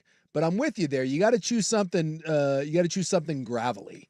Like, if you can't sing, because I can't sing at all. Yeah, you got to go with something a little raspy, a little gravelly, that doesn't try to. That you can't. That you're not going to hit notes. I know it's not raspy or gravelly, but my all-time favorite karaoke moment was at Losers in Vegas, and someone got up there and did a Piano Man. The whole bar started singing it See, along. again, That's a good one. anything that the crowd can sing Fantastic. along with, Sweet Caroline, or like if you go with Don't Stop Believin', when you can recruit the entire bar. I will say that one of the more impressive ones that I've ever heard is at the Crab Feed, the infamous Eastern Oregon Crab Feed. Yeah. We were at the one bar in town, and one Dusty Fan Man Hera Oh. led a phenomenal drunken karaoke, and when I say drunken, I mean drunken version of Friends in Low Places, and it brought the crowd down. I was very, very impressed. But yes, you got the crowd songs. It's the best way to go. It's an easy crowd pleaser. I'm not certain Eastern Oregon would feel the Piano Man vibe, but like in Vegas works. I was Was on. it a cowboy bar? I was on. Oh, is it a cowboy bar? in there? Losers is a cowboy bar because Winners is the one that's on Broadway in Nashville. Mm. Oh, okay. They're brother sister Oh, bars. that makes sense. Oh, Bold all right. move going with Piano Man at a cowboy bar, but Interesting. Well, a lady rapped before, so yeah, it's All right, I've got a dealer's choice here for you, Suk. Lots of tidbits left over today. like We could tids and bits. Tids and bits. The Kelsey brothers are doing something that absolutely no one asked for, but will still probably make them a ton of money. We have that. I think I might have found Andrew Nemec sports gambling online. Some better receipts from NFL draft gambling. Sounds a lot like him. Also, one of the strangest one-of-one collectibles you could possibly pull in a pack of baseball cards, and a truly awful new pair of signature sneakers. boy, I don't know where to go on that. Lots of choices. I'm so intrigued by what's happening here. Let's go with awful signature sneakers for 400, Alex. Okay, well, this is in Paris, and your man Wemby is getting his big first Nike. Oh, I did see those. Did you see these freaking things? Yeah, I did see those. They looked like those. I guess Will would know better than I would, but I don't think they're Yeezys. What are those weird foam looking? Are Yeah, those Yeezys? Those are Yeezys. They kind of look like that. They are a laceless foam posit shoe. I mean, you can look them up online. Ben Golliver had the first. He had the first photos of them and video of them. It's just. I guess I don't even get how they work. They look so strange to me. Well, I guess they said that he has a love of science fiction. And he's all about aliens and ships and all that. So they're designed, and he's an alien. It's like an alien spaceship. Yeah, alien so pirate it's ship? supposed to be an alien type futuristic shoe. Well, And- they nailed that part of it. Nike did. They've got big billboards for him all over Paris. Obviously, this Olympics is going to be a huge deal for Wemby and for France with Wemby. But Nike trying to make a signature splash on Wemby, and I don't know, man. I feel like these might need a little bit of work. I generally am here for all the Nike designs, even the cutting edge ones, but I don't think. I mean, are people going to be lining up to buy this sneaker? It's hard for me when we get into sneaker stuff because, like, this is not meant for me.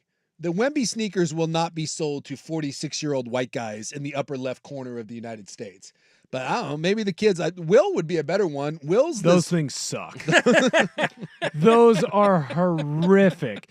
They look like the top of the helmet that the bikers wear when they're doing like the Tour de France, the big long ones that look like a loogie. Those things are gross. Well, supposedly, like Nike is trying to get back to like being edgy. I guess like that's the whole thing is like some of their stuff has become stale, so they're trying to get edgier. Like one of their the campaign slogans in for the Summer Olympics is "Winning isn't for everybody." Yeah, that's right. You know, and which it's prominently featuring Great. Kobe Bryant. yes, Great 'cause campaign. I think there was an idea that Nike for a long time got too inclusive and too caught up in the let's all be in this together as opposed to like the real edgy Nike stuff. And so I guess you're getting back to alien designs and telling losers, hey, it's not for everybody. Sure. All right, what do we want to do next? Kelsey's doing something no one asked for, finding an NFL draft better online that might be Nemec, or What are the Kelsey brothers up to? well, they've released a cereal. What? Yes, and it's not a new cereal. It's just a combination of their favorite kids cereals. Oh, So I don't have much of an issue with the concept, but putting these 3 cereals together seems really dumb. Their choices. so why are there 3 cereals when there's only 2 of them? I don't know. Maybe there was one they both Wild liked, card. and they eat a wild card. They each picked one. I don't know, but it's 3 different cereals that existed in our childhoods, at least mine. Okay, all under the same brand. So obviously this It's like a Kellogg's thing or so yeah, something like Kellogg's got together and was like, hey, let's do this. And somehow the Kelsey brothers are moving cereal now. that. I guess. You want to They're take a any big deal. You want to take any guesses as to which cereals they chose? We haven't had a backlash yet towards the Kelsey brothers. They're Not still yet. I think whoever set up their social medias or whoever they kind of locked into from a PR standpoint, there was some scrubbing that went on back in Yeah. the day, and there's no dirt on those guys whatsoever, and they would've- haven't stepped in it yet. I just would have thought by now the tides would have turned a little bit because normally when you get someone that kind of comes out of nowhere and like they become real famous real fast. And no offense, but Travis sometimes seems like a bit of a dumbass. Jason seems like way the better brother. Yeah, Travis seems like a big dumb animal. And but I love him, but like he has put himself so squarely in the spotlight. I feel like if there was anything to find out, being that he's with Taylor Swift and he's a Super Bowl champion, like we would have known by now. All right, so what do we got here? Cinnamon Toast Crunch. Delicious, by the way. CTC, nothing wrong with that. CT Crunch. That would be my number 1 overall pick in the cereal draft. It wouldn't be my number 1, but I'm not going to argue with It's a someone first-rounder. going with the CTC. I mean, it's a fine one. And like, it's not one that you like as an adult. I can't remember the last time I bought it, but if you're going to indulge in Yeah, a well- cereal, that one Well, here's rocks. my thing. If you're an adult and you're eating breakfast cereal on a daily basis, you got to take a long, hard look in the mirror. Yeah. Like, I mean, it's like if you're eating donuts every day. It's not. That's just a terrible habit. But if you told me right now, you put a bowl of Cinnamon Toast Crunch with some 2% milk in front of me, guess who's eating that son of a gun? Yeah, Me. you're crushing it. It's delicious. Now the cereal And only drinking gets the milk is the best part of it, by the way. only gets less healthy after the Cinnamon Toast It gets Crunch. less healthy? Yeah, because next you have Reese's Puffs. Oh, I don't know. The Reese's cereal. I don't know if I've ever had Reese's Puffs. I'm assuming it's just puffs, like kicks that taste like It's Reese's peanut chocolate. butter. It's Yeah. exactly right. Or chocolate peanut butter puffs. So it's basically Kicks that they flavored chocolate and peanut butter. Yeah. I've tasted them before. I tasted a handful of them. They're fine. And even that, okay. Do they taste like Reese's peanut butter? Oh cups? yeah, they do. Yeah, they're fat, good. chubby, middle school Will Ortner loved him some Reese's Puffs. Yeah. All right. I got no complaints because the Reese's peanut butter cup, delicious. So And that- I actually think that could maybe work with the Cinnamon Toast Crunch. Maybe. that's a little weird. Milk It's is the it's a best little part. bit odd. Cinnamon toast crunch. And then they throw in the Lucky Charms. They're magically delicious. Yeah, I that- guess, but that doesn't these 3 seem- things don't go together. no. So I'll eat it. I kind of want to try this now, but it does seem. You're an adult. You can't buy it. I feel like that's the only good part from Ted 2 is the Liam Neeson scene. Do you He's know? trying to buy the Lucky He's Charms. trying to buy tricks. That's right. That's Ted 2 is such an awful movie. Ted 1 I never saw 2. Ted 1 was great. Ted 2 is bad, except there is a great scene where Liam Neeson goes in and tries to buy a box of tricks from Ted. And it's a whole thing about how he's concerned that they're exclusively for kids. And then if he buys them, he's gonna have problems. Look it up. It's the best scene in that whole movie. But I just don't know. So you're now So here you have it. Here's their box, the Kelsey Mix. so you're combining Cinnamon Toast Crunch. So you got cinnamon, Chocolate peanut butter. cinnamon and sugar with chocolate and peanut butter, which again, that seems fine. But now we're adding rainbow colored marshmallow flavoring to that. And then Just like a sugar yeah, flavor. but did the other parts of Lucky Charms, I don't even know what that flavor is. it's kind of Cardboard?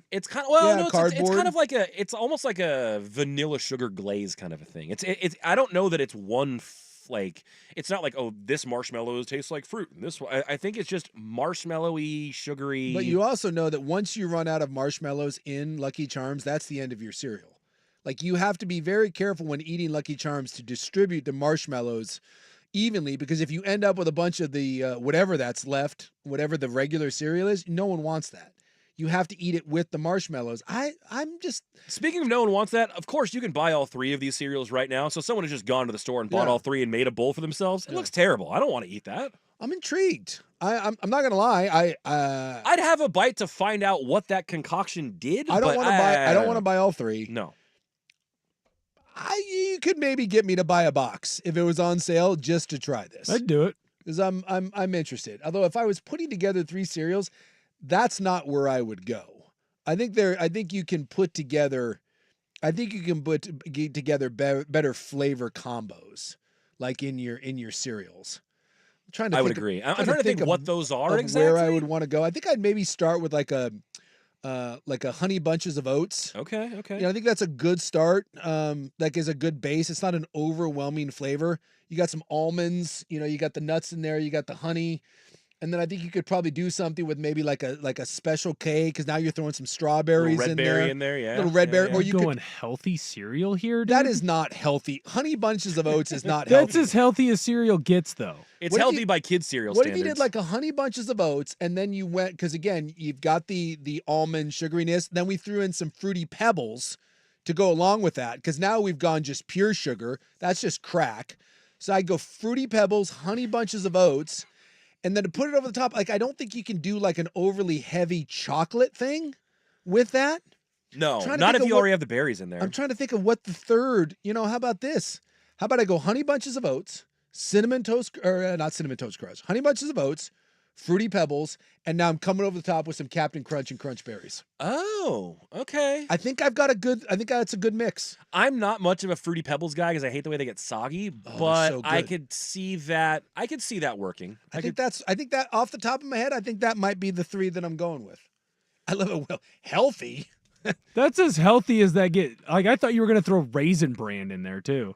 Like, That's if you're not- going to eat cereal, eat bad for you cereal. It's like ice cream. Don't give me the healthy ice cream. Eat the bad ice cream. Well, the cereal hot takes are now a-flying. We will have to revisit them when we get to the club coming up at the top of the hour. But coming up next, our friend Joey Harrington lied to our ears live about 3 weeks ago, and now he has to answer for it. Plus, he's an owner of the Thorns now, so we'll get to all that next. But first, Will with SportsCenter.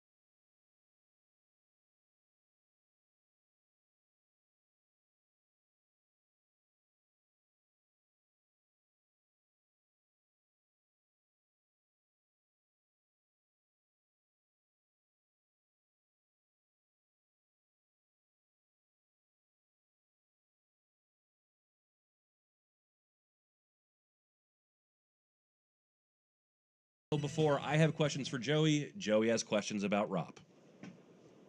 Why? I mean, why even employ him at this point? Like, that's my question, is between, like, Kansas and golf and Vegas and COVID and then fake COVID and then, like, calling out that, oh, it was the 4th of July, and then he came back. That's what, like, I seriously have talked to the guy one time in the last 2 months. What's the point? Well, I've talked to him like 3 times, and I work with him every day. So, you know, I got that going for me.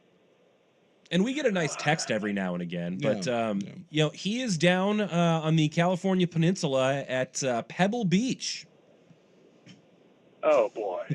Yeah, I texted him last night and I asked him, "Are you just playing Pebble?" And he said, "No, I'm playing Spyglass and Spanish Bay too." Okay, hold on. Okay, let's back this up here.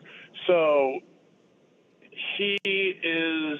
This is like a company trip. This is a buddy's trip. Because I mean, let's call a spade here. It's not.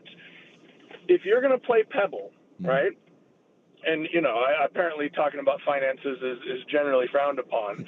But we're throwing this out here. You can't make a tee time at Pebble unless you stay on property. Yes. For a minimum of 3 nights. And last time I checked, like 8 years ago, the cheapest room on property is like $900 a night. So we'll call it $1,000, right? So that's $3,000 in just lodging. You got to get yourself down there. Tee times there, are now like $700 a piece? You know, like, what are we going on? Like, does he have like a sugar daddy going on? Like, what's happening here? Or the radio hosts new media deal. Well, the other thing is that the Asachi brand is growing. It's taken off. That's exact. Like the Asachi brand with the new NBA media deal they've got looped into that whole thing, huh? Because it's not a radio thing, because I have a tee time this weekend as well. I don't know if you've heard of this esteemed course that I'm playing, Rose City, I believe, and it's very exclusive. So me and Rob are going to be doing the same thing this weekend, just at slightly different courses. Well, those of us who grew up in the area, we just call it the Rose, right? You know, yeah, the Rose. Just like they call it Pebble. It's just the Rose. Yeah, you know, exactly. Just going to the Rose. He How claims. are you guys? Enough about Rob. Like he misses out. Like, okay, good. Like I can't do this anymore. He's not gonna. If he doesn't want to be here, then screw him. You know, he's not going to rain on our parade. We can talk about you becoming an owner of the Thorns. Yes. Do you have I need to know what perks, because as someone that gets thorny at almost every game, I need to know now, do I have exclusive ins with the owner of the Portland Thorns? Exclusive in, well, if Rob keeps on missing our Friday appointments, then I guess it would be exclusive. That's right. And by owner, look, let's call a spade here, right? We're dropping a pebble into the lake here in terms of the ownership stake. However, it was kind of a fun thing that's been in the works for a while, and I just loved the idea of being invested in Portland, being invested in the fabric of Portland sports. I'm sure there's plenty of questions, and I'll do the best I can to answer. But I mean, technically now, are you a owner of the Portland Thorns? Yes. Beautiful. Yes, the technical answer is yes. Now I don't know I don't believe that they make decimal points small enough to quantify the ownership stake.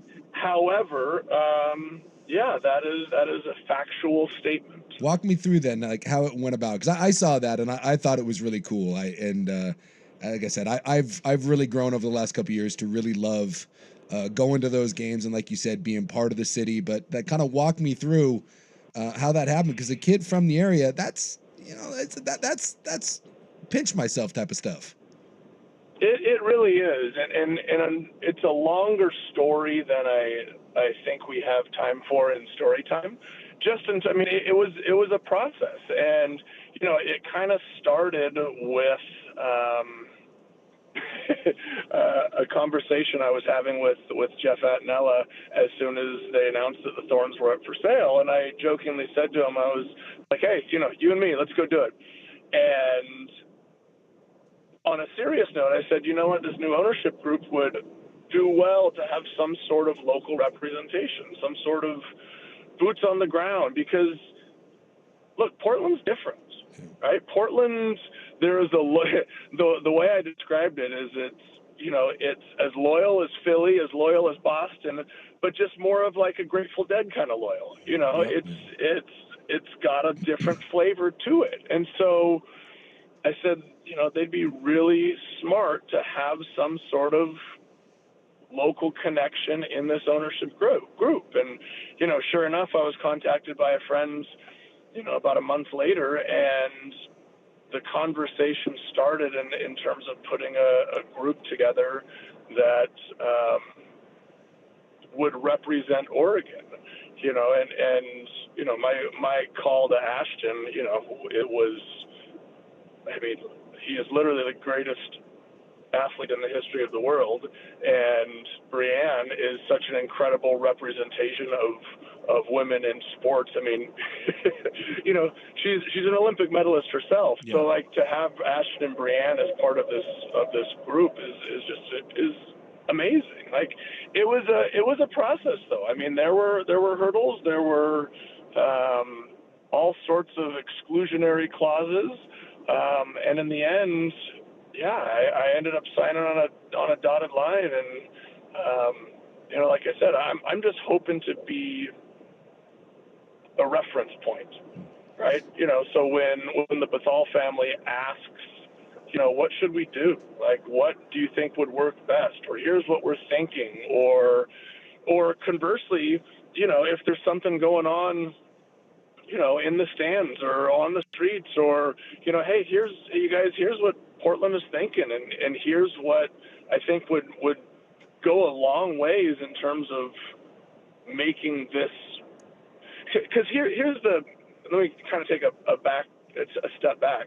All of our goals is to make the Portland Thorns the greatest women's football club in the world, right? And so what are the steps to go about making that happen while also making sure that this city is represented and that we do right by Portland along the way?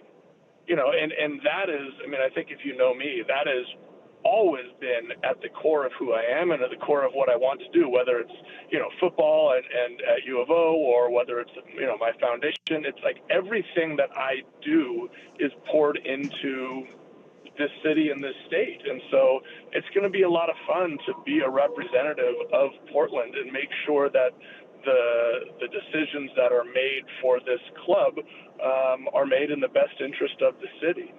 Well, two things. One, it hurts my feelings that you reached out to the world's greatest athlete and not the two-time All-Mountain West center from the late 90s. So let's just get that out of the way. Well, and two, just saying, hurts my feelings. Okay. And, if you need someone that has experience in making policy with Portland soccer, I want you to know that me and my friend, we are responsible. When you go down now, popcorn in the Lexus Lounge at the Thorns and Timbers games, that's me. I did that. I've already created policy. He's got a track record, I've got a track record of getting things done, Joey. Well, I thought you were actually going to say when you go down into the Lexus Lounge, there's a sign that says something that you can't do with popcorn. I was like, what did you do? Did you seriously get in trouble? But no, so you got popcorn at the Lexus Lounge? Yeah, this is a true story. So my buddy, who I just Cato Caitlin, he's got a field suite down there. So if you're ever down at the Mac end, the last little 4 tabletop right there, where they take the corner kicks, that's Hawthorne Liquor. That's us. Me and my buddy are down there for all the games. And our one complaint, well, actually, we have many, but our big one was... Well, now you have an ear with ownership. I got an ear with ownership. So we went down there, and for years, they didn't have popcorn. They have a really good food spread. They got a full bar, all of that stuff. But no popcorn. If you wanted popcorn, you had to walk up into the stands and buy it. It wasn't included, and we thought that was ridiculous. And so we set out our mission. We were like, we're going to change this. And then one night we were at the Kel's Smoker, the St. Patty's Day. The boxing, Yeah, the boxing thing. And me and my buddy, we had a few. And we happened to be sitting next to some people from the Timbers and the Thorns. They had a table. Needless to say, over several glasses of Tullamore Dew, we let our feelings be known. And that night, they're like, hey, here's my number. Call and text me next time you go to a game. And we kind of pushed our agenda. And sure enough, we go to the next game, and I get a text message from one of the people over there, Todd Spear, who was like, hey, you might want to go check at the far end of the buffet. And what was there? Popcorn. This is a man that gets things done. I think you need him on the team. Get things done, Joey. I'm making policy. So I just want you to know, as ownership now, if you need a liaison with the fans and someone with experience in getting this done, not talking about it, getting things done, I want you to know we're there for you. I truly appreciate it. Is your friend Liquor Rick? Yes, that was the original founder of it. Yes. Unbelievable. I had no idea. Yeah. What a small world. There you go. To my point, right? This is our town. This is our city. This is our team. Like I got to meet the team yesterday. Ashton and Brianna and I got to talk with them.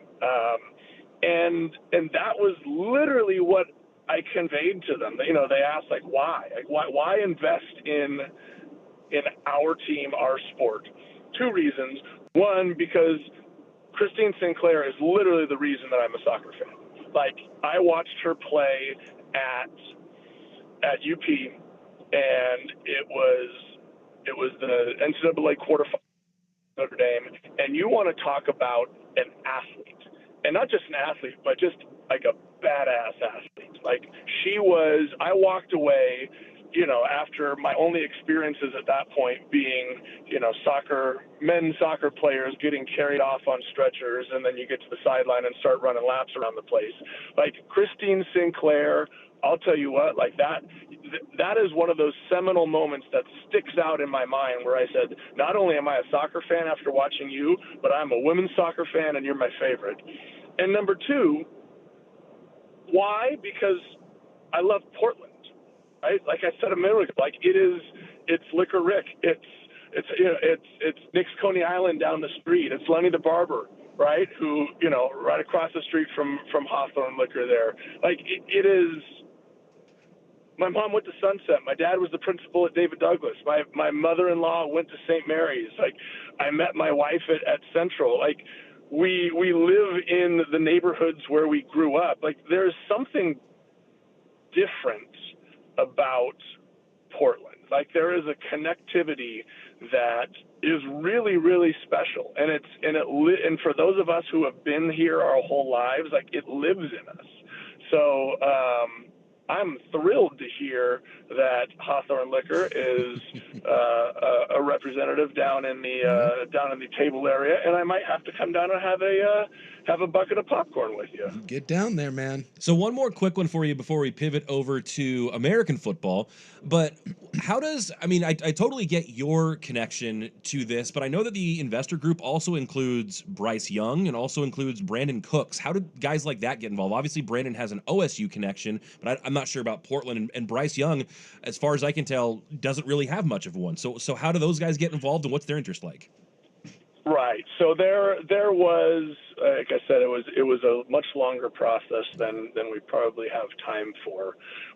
Ashton and I ended up being included in an investor group, an investor arm out of Newport. Right. And so it's a fund that isn't just specific to us. Sure. Brandon Cooks obviously has Oregon ties. I think Bryce wanted it, just to be part of, because he believes in women's sports and the NWSL. Jeremy Abobasi, a former Portland Timber, is also part of the group. Yeah. So I think what the ownership group, what the Raj group, the Basal family wanted to make sure is that they made room for people who didn't just want to put their money into just to say I'm an owner of a team, right? They wanted to make room for people like Ashton and Brianne and I who were passionate, right? Like people who actually wanted to be part of the process.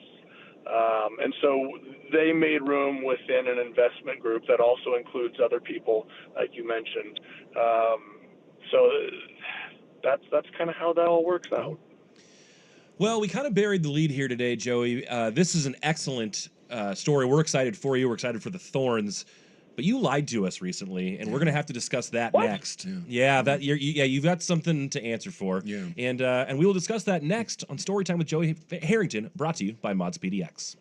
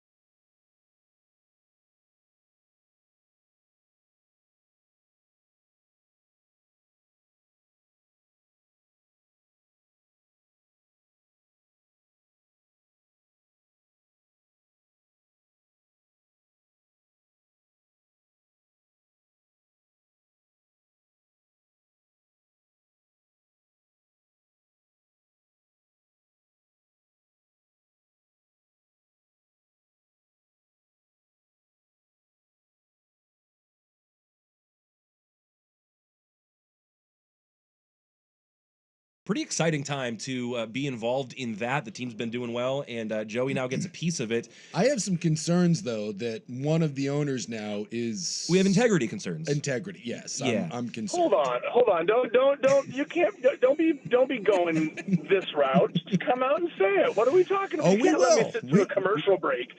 Sitting through a commercial break, wondering about what I lied about. You know what you did. Actually, I don't think you do know what you did. You were asked directly on this show. Yes. I think it was 3 weeks ago when the first Generation O uniforms with D'Anthony Thomas came out. We asked if you had been consulted in any such project, and you flatly denied any involvement. Yes. And yet, we have to see your beautiful face and your immaculate head of hair. Like 2 weeks later. In a teaser video that we knew nothing about, introducing the new Generation O uniforms, which, by the way, are freaking sweet. You want the honest truth? That's what we're here for. I think we deserve it because I don't think we got the honest truth last time. And quite frankly, as a loyal member of the Thorns Army, it hurts my feelings. They made you sign an NDA, didn't they? Yeah. Well, first of all, it's the Rose City Riveters, and number two, I didn't get the call until after I talked to you. No. So yeah, I did tell you the truth. I will produce text message screenshots. I will send them over to you, and you can recant your accusation on live air, because I do not lie to my friends. I may not invite you to come sit on the green couch, but I do not lie to my friends, and I show up to appointments unlike Rob. So thank you. Apology accepted in advance. I was not contacted until after you guys raised the question. And then, yes, I did shoot a promo with an incredible head of hair that I had not gotten cut for a while. And no, the orange Nike mailbox does not exist on the sidewalk anymore. So put that in your pipe and smoke it. Okay, two things. One, seriously, the hair, whatever you're doing, it really is. It's Biotin game? Like, what is that? Yeah, what are we? There's botanicals in there. It looks great. But you expect us to believe. Lavender and hibiscus. Okay. You expect us to believe that in the 2 weeks since we talked that you were contacted, agreed, shot, produced, released said video? It's suspect, Joey. Suspect. There's not enough time. I'm pulling up. Okay, hold on. You're driving. Be safe, please. I'm in the car right now. I cannot do this. I cannot legally or morally pull this up. I will be sending you the text message as soon as I stop driving, and you will, immediately upon receipt, apologize on air for said accusations. We'll see. I am open to the idea that I am wrong, but I'll tell you right now, it's suspect. The timeline doesn't add up. It just doesn't. Oh, it does. It does. It does. In the words of Terry Hatcher from Seinfeld. Yeah, they're real. Oh yes, it is real and it's beautiful. Seriously, the uniforms. Oh no, it's not beautiful. It's spectacular. Dang it. Spectacular. Yeah, they're real and they're spectacular. The uniforms, by the way, dude, they hit those things out of the park. Also spectacular. I mean, and this is a bold statement because I haven't always loved everything that Oregon's done. I think in recent times they've gotten it right more often than they haven't. I'm making a bold statement right now, dude. That's the best thing they've come up with. That's the best uniform combo that they've ever had.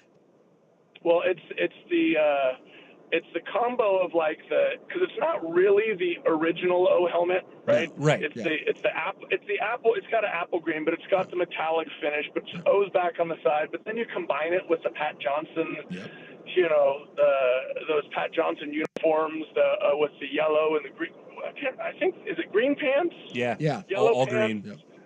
All green. I mean, it's so good. It works. So and good. Can we make an official Can we start a declaration? I know that it's innovative and there's lots of different colors. Can we just make that the official green?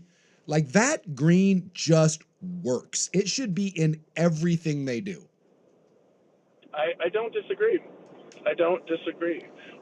There was something I was going to say. Oh, yes, the video itself. Yeah. There were so many great lines that got left on the cutting room floor. I was so, the video turned out great, but it could have been, they did an incredible job.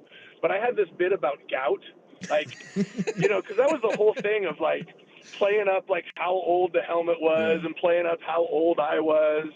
You know, it was like, dear Nike, how are you? I am fine. Except The for last the gout. 23 years have been good. Well, except for Detroit and that whole stop in Miami and, you know, that whole Bobby Petrino thing in Atlanta. Like, oh, we had some good. Can you please, fix up my friend here and send me some shoes that can cure my gout? And like, oh, we had some good, really good one-liners in there, but it didn't quite make it. I did see the slick Harrington Foundation Jordan 1s, though, you were wearing. Did they have those in there? Yeah. They see when you're walking to the mailbox. I caught a glimpse. I'm a sneaker guy. I saw. All I right, was we like, had a little product placement. You know, you gotta represent the students. Yeah. Yeah. So I am curious about one thing, and it's much broader, but I think the uniforms is kind of a microcosm of it. I know that these uniforms, they're calling them the gangrene Generation O, and obviously it's meant to link previous iterations of uniforms from when you played and from when guys before you played. But I know that 3 years ago, before Dan Lanning got hired, you and a number of other Ducks famously had that letter to Rob Mullins asking or talking about honoring the past and essentially the turnover that had been going on and having some continuity and sticking to what made Oregon. It feels like, at least in the last 2 years that we've had with Dan Lanning going into a third, that there has been much more of an emphasis on connecting with older players, with looking back to the past while continuing to push forward. Based on some of the things that you and those other players put in that letter then, do you feel like culturally Dan Lanning is kind of honoring some of that stuff? I know this isn't necessarily his idea, but this feels like one of those things that is connecting the past while also moving forward. Well, the whole, and we've talked about this, when it came out, the whole point of that was finding a guy who wanted to commit to us, right? Finding a guy who wanted to say, I love Oregon for Oregon, not as used to get somewhere else that I want to go, right? And that's been the key of all of it. And that's what Dan has done so incredibly well, is like you said, he has embraced what Oregon is. And he has embraced Oregon as a destination rather than a stepping stone and said, we have everything here that we possibly need to make us the best. And that incorporate, not just in terms of resources right now, but we have the history, we have the alums, we have the, I hesitate on the word tradition because tradition, our tradition is no tradition, right? Innovation is the tradition. Our tradition is, yeah, exactly. Like our tradition is literally buying into the fact that we are good enough, right? We haven't arrived, but at the same point, we haven't arrived, right? That's that balance of finding somebody or being willing to push the envelope, being willing to rock the boat while also staying loyal to the program itself, right? That's that delicate balance that was so hard to find for so many years. And Rob and everybody who is involved with that has done such an incredible job, not just with the hire of Dan, but with everything with the program going forward. Yeah, I tend to agree. I thought it was interesting. I heard someone say the other day that they thought that uniform was kind of representative of what Dan Lanning has done with the program, what the program has done since Dan Lanning got there as far as making sure that connectedness is there. Yeah, but I think, the idea of these uniforms, the uniform redesign is simply acknowledging the journey that we've had to get to where we are, right? That's how I see it, right? Because we are and like we've talked about before, there are the programs out there, Michigan, Ohio State, USC, Alabama, that literally have a century of tradition, a century of winning.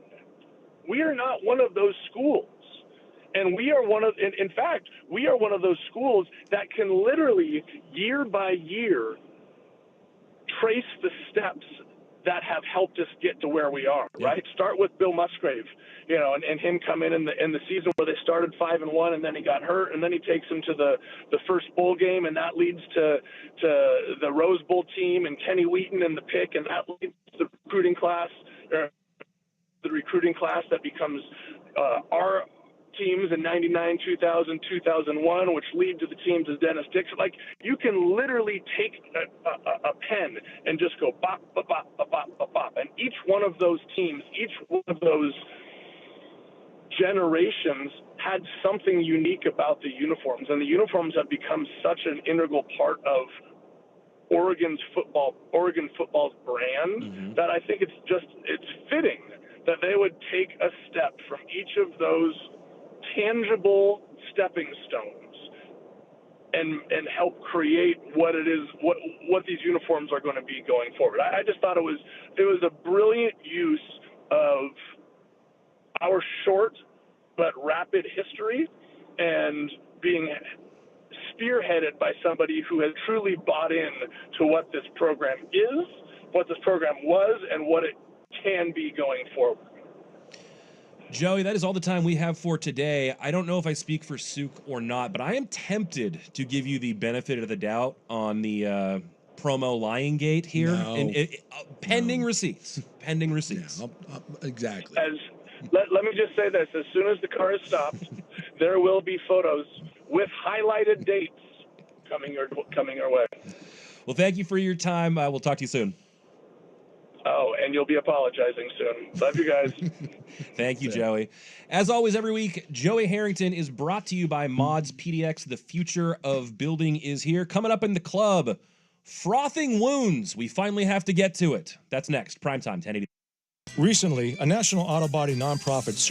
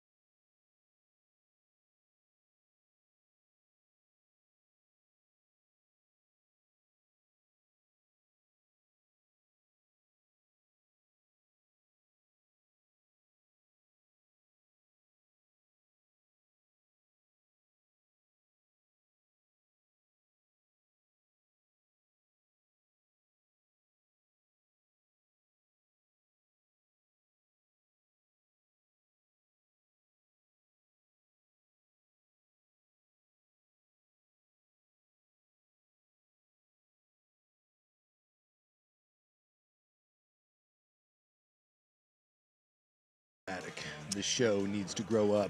And the show does, before we get into anything else in the club, I know. look, I know fair where is you're going. fair. Yeah. Fair is fair. Yep. I admit when I'm wrong. Same. Gonna have to fall on that sword. And I've been calling out Joey for 2 weeks. I believe I was lied to. I was convinced that Harrington was full of it. It was suspect. It was suspect. The idea that they hadn't contacted him a couple weeks before he filmed the Nike video, it seemed like horse ears. And I was waiting to call him out on it. And but I said if I was wrong, and he did say an apology would be coming quickly. Yeah. Literally as soon as Joey parked the car, I did indeed receive a text message from Joey. And there are text messages. It's a screenshot of text messages. And I can see the date on them. And yes. I don't think he had enough time to doctor those. I think those are legit. No, July 3rd at 10:45 a.m. garbage is the first time that Joey indeed was contacted by Scott Anderson, who does the creative video work for Oregon football. So let me just say for the record, son of a bitch. It's my quarterback. Joey, you are right. You are a man of integrity and honor. And I offer you in this show a full apology for me unfairly calling you out as a liar. This son of a bitch. You are a Holy scholar cow. and a gentleman, and you do not lie. Yeah, all three of us, for a couple weeks, were pretty convinced that Joey was a liar, at least to us. Damn it. I But hate now, when I'm wrong. It's probably nice for him as a new owner of a professional sports team, though, that he is not a liar publicly to us. No, it just seemed like one of those things that was a must-lie situation. Like, they told him, hey, don't talk about this. And so we ask about it. And I honestly thought they might have made him sign an NDA. Like, That's you kinda what I can't thought. talk about this until it's out. And when we asked him about it, he was like, oh, no, I'm not involved in that. It seemed like the moment he said it, I was like, you're going to be involved in it. And then like 2 weeks later, he's involved in it. And it didn't seem like the kind of thing that would have just been thrown together. No, Or that it he sounds would have, like- or that he would have been, brought in on late. It does seem like it was thrown together. It does. And then when you read through, I won't read all the text messages, but it was just like one of those like, hey, we want to shoot on this day. And Joey even said, hey, that doesn't work out for me. I'm like going on vacation. They're like, oh, we'll figure something out. And they just kind of threw it together on spit and polish. So it turns out he had nothing to do with the uniforms. And he's not a liar. And that bothers me because I want Joey to, I want to catch him in something. He's a little too on the up and up. I need something on him. He's squeaky clean, I man. keep waiting for some sort of thing that I can throw in his face, and it's not happening. And it's bothering me. And his hair's too damn perfect. It just, it's too good. And I still can't get an invite down to the green couch either. I know. It's rough, and now it's going to be, I think, more of an uphill climb now that you're that we have accused him a liar. I did accuse him of treachery, and and it turns out which seemed reasonable. It did seem reasonable, and it turns out I was completely wrong. And yes, this is going to negatively impact my ability to get on to the Joey Harrington green couch. Although with him being the owner now, maybe he'll come on down to the field suite level. Perks get a little better, maybe. And have some popcorn at a Thor game. Maybe you get an invite to the owner's booth. Not that that's better than your field side stuff. That is true. I would like. Well, now that I'm close personal friends with Phil Neville, Portland Timbers coach. Yeah. It's only a matter of time before I weasel my way into the Thorns hierarchy. Joey as could well. really be a linchpin in this new Operation Best Friend, Operation Human Best Friend. Yes. Me and Phil. Although I have recently, I have found out that the BTJ, my lady's boss, is very, very good friends with Phil Neville's agent. Oh, okay. Yeah. So it's apparently, like, he was like, "Hey, So do you like want 2 degrees of BTJ?" Yeah, it's only a matter of time before me and Phil are sharing a pint and swapping football stories. I love it. It's just it's gonna happen. It's just Phil doesn't know it yet that he's got a new best friend, but it's gonna happen. Well, coming up in the club, I want to know a couple things. We need updates on a couple things. First, I want to know about your haunted doll search, if that has ceased, if we've settled on anything, just from the last time we've done this show together. It's a work in progress. And then, additionally, I have to know about Frothing Wound. I don't think I want to know about Frothing Wound, but we have to get there. You want to know about Frothing Wound. I did see this in the break. One of those only on Twitter and only right now in America kind of sentences you read. Presidential candidate Robert F. Kennedy meets Hawk Tua girl at Nick Carter's karate combat match at Bitcoin conference. Run that by me again. That's a real thing? Yes. Nick Cannon So- is competing in karate combat? It's a cool Nick video. Carter. I Nick don't know who that Who's is. Nick Carter? It's a Nick with no K. He's a boy band guy. Wait, it's not the Backstreet Boy Nick Carter, is it? Is that like It's not Nick and Aaron Carter, right? I was Is it? thinking Nick Cannon. You Yeah. said NIC? Yeah. What I'm getting... Oh, no, here. American Singer. Internet personality Nick Carter? Looks There you like go. Backstreet Boys guy. Is it?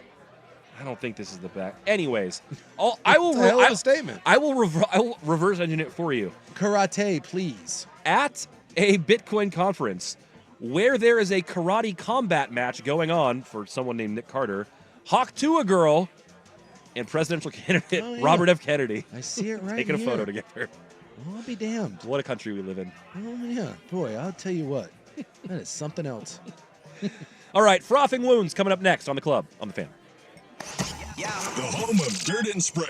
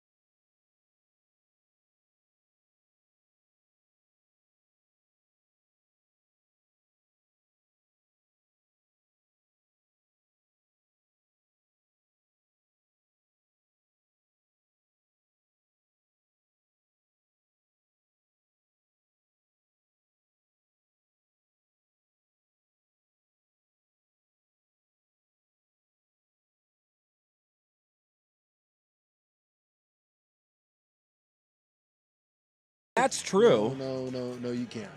Although this is the same encampment that I did see the frothing wound at. Yeah, we still My have neighbors? The what? Are these my neighbors? Yeah, those are your neighbors. Oh, okay. Yeah, Will lives down in that area, don't you? Over like off of 4th Plain? I'm in the vicinity. Look, people don't need to know where I'm at. Stop giving addresses out. Just a general area.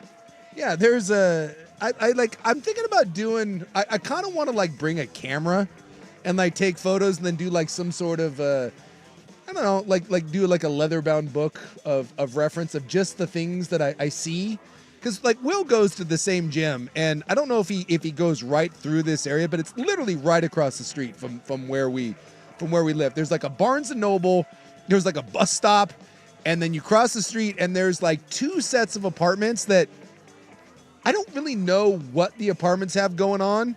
I'm assuming that it's some sort of very low rent. Low income housing. If any income It's housing. low income housing. Yeah, it's interesting to say the least. And then outside of the apartments, in the kind of the parking lots, and spilling onto the street for like 2 blocks, there's just people. They gather, and you see stuff on a day-to-day basis that you just that makes you just stop and go, what in the hell? I mean, you see something new every time you roll through there. Like a couple weeks ago, they got a bus. And not like an old school bus, they got like a city bus. And I have so much questions. Like, where do you get a city bus? Is that what that was? Yeah, did you see the bus? I walked by it. I was like, there's a lot of walking by and just looking and being like, nope, not today, Satan. We're not doing this. Yeah, they got a bus. And they were just all milling around on the bus. There was like a big congregation up there. They were having a grand old time. And who bought the bus? Who stole the bus? How did you get the bus there? And then like 3 days later, the bus was gone. I got questions about that too. Where did the bus go? Did they move it somewhere? Did someone find the bus and like repossess it? Like, these sorts of things happen on a daily basis. And I can't help it. Like because I usually ride my bike to the gym. Sure. And so it's on the way. It's by happenstance. You kind of just have to see it every day. Yes. Yeah. I mean, like I said, I could go around it, but it would be inconvenient to go around it, because I'd have to go down a few blocks and then backtrack down on a busy road. And so it makes sense to keep riding through there. And to be honest with you, it's kind of the best part of my ride. And I slow way and by down. best, do you mean the most interesting? It is. I can't help it. I slow way down. First off, I slow down because I'm always aware that like something may happen. Like, I always think of like I'm going to be riding through there and like something's going to go into my spokes, and then like I go over the handlebars. I just had that same thought. I would be terrified that someone's just going to throw a stick in there, like punk you and grab your bike or something. Yeah. So I like to keep my head on a swivel. And I think at this point the people know me. I ride through there a bunch. And the stuff that you see on a day-to-day basis is just like, holy hell. Like, wow. So the other day, this was like 2-3 days ago, and we didn't get to it this week, because it's not like it's like anything like major. No, it's not time sensitive. It's not time sensitive. Still is what it is. I've never seen this. So I'm slowing down, and there's like 2 intersections, like as you ride through this, because like I said, it spans a couple blocks.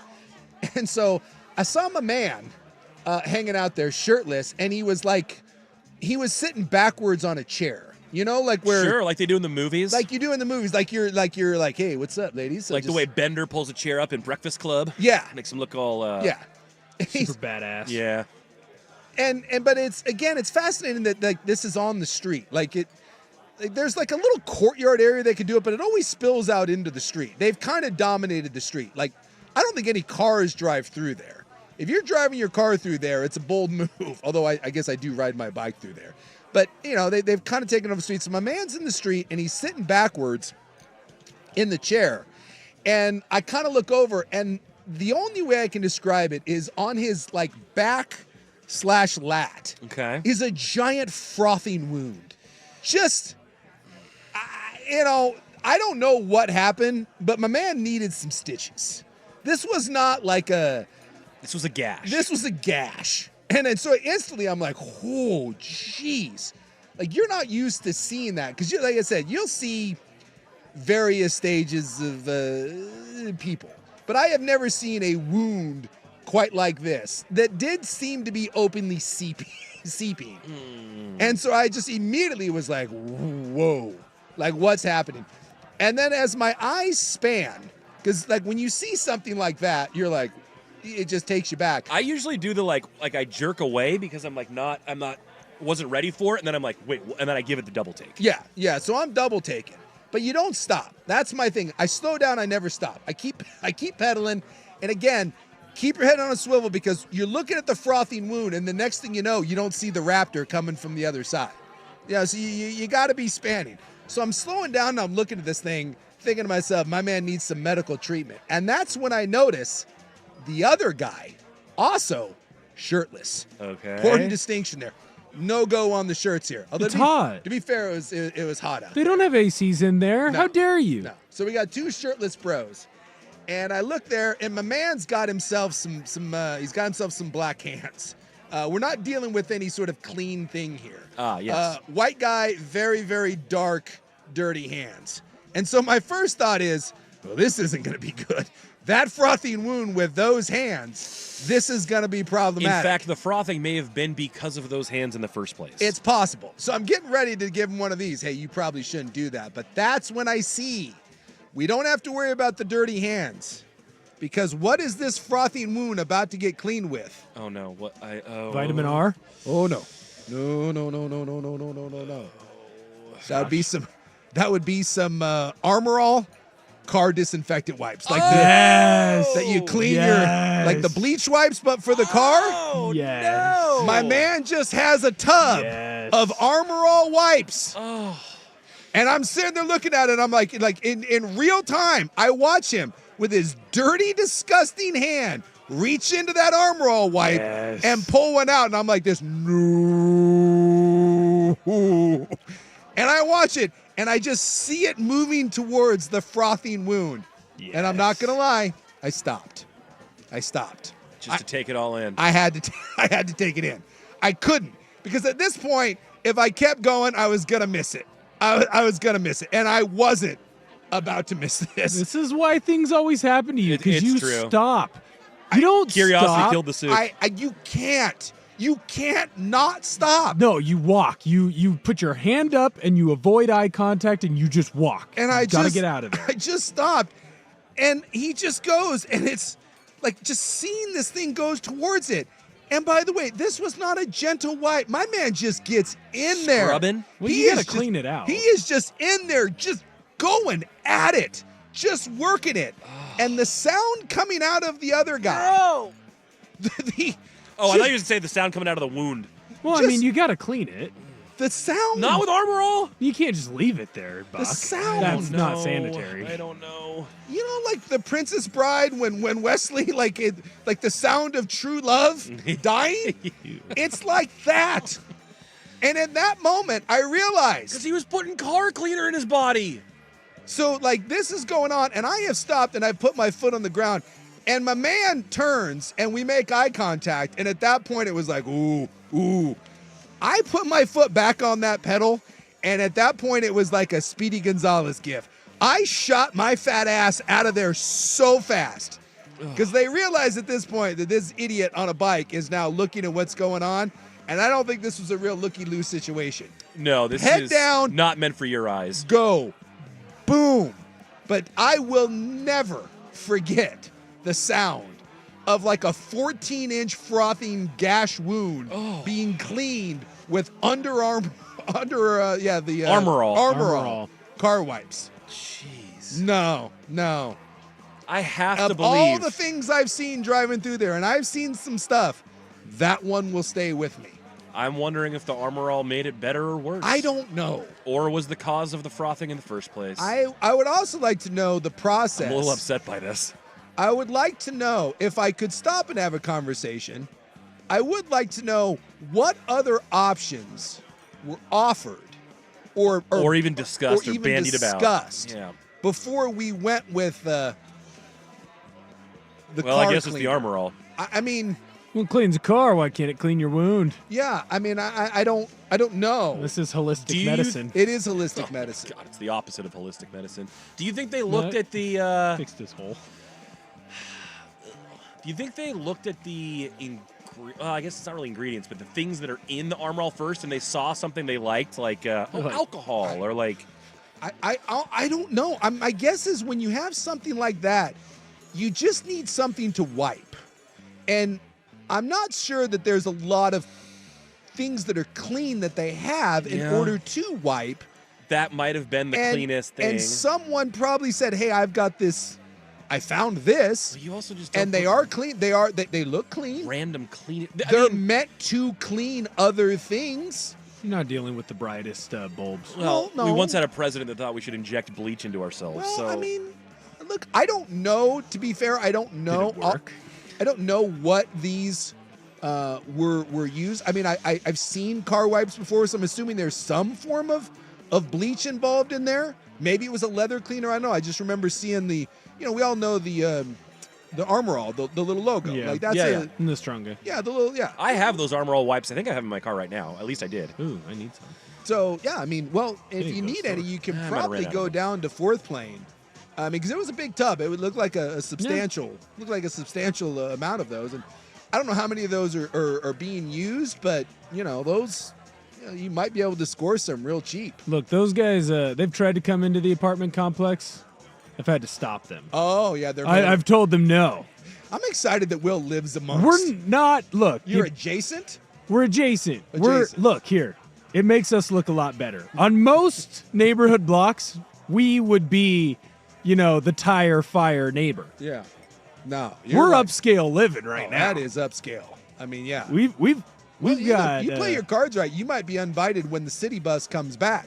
Because it looked like they were gonna have a grand time on that city bus. Well, I again, that's part of my little jog that I do. I have a little 2-mile loop. Yeah, you don't want to be on. Yeah. That's where I sprint. That's where I work. I'm sprinting to get back into the apartment. Yeah, if you get on the bus, I think you might. You got to prove yourself on the bus. I think there's like some tasks that have to be done. I'm gonna have to go to jujitsu with you before I get on the bus. Probably involving some sort of Armor All wipe in order to get on the bus, but never seen anything like it. Never. And that sound will haunt me till the end of my days. I am looking for what the main ingredients are in Armor All wipes. I found a couple. I'm guessing that somewhere on there it says for external use only or don't use on human skin. What does it say about internal human skin?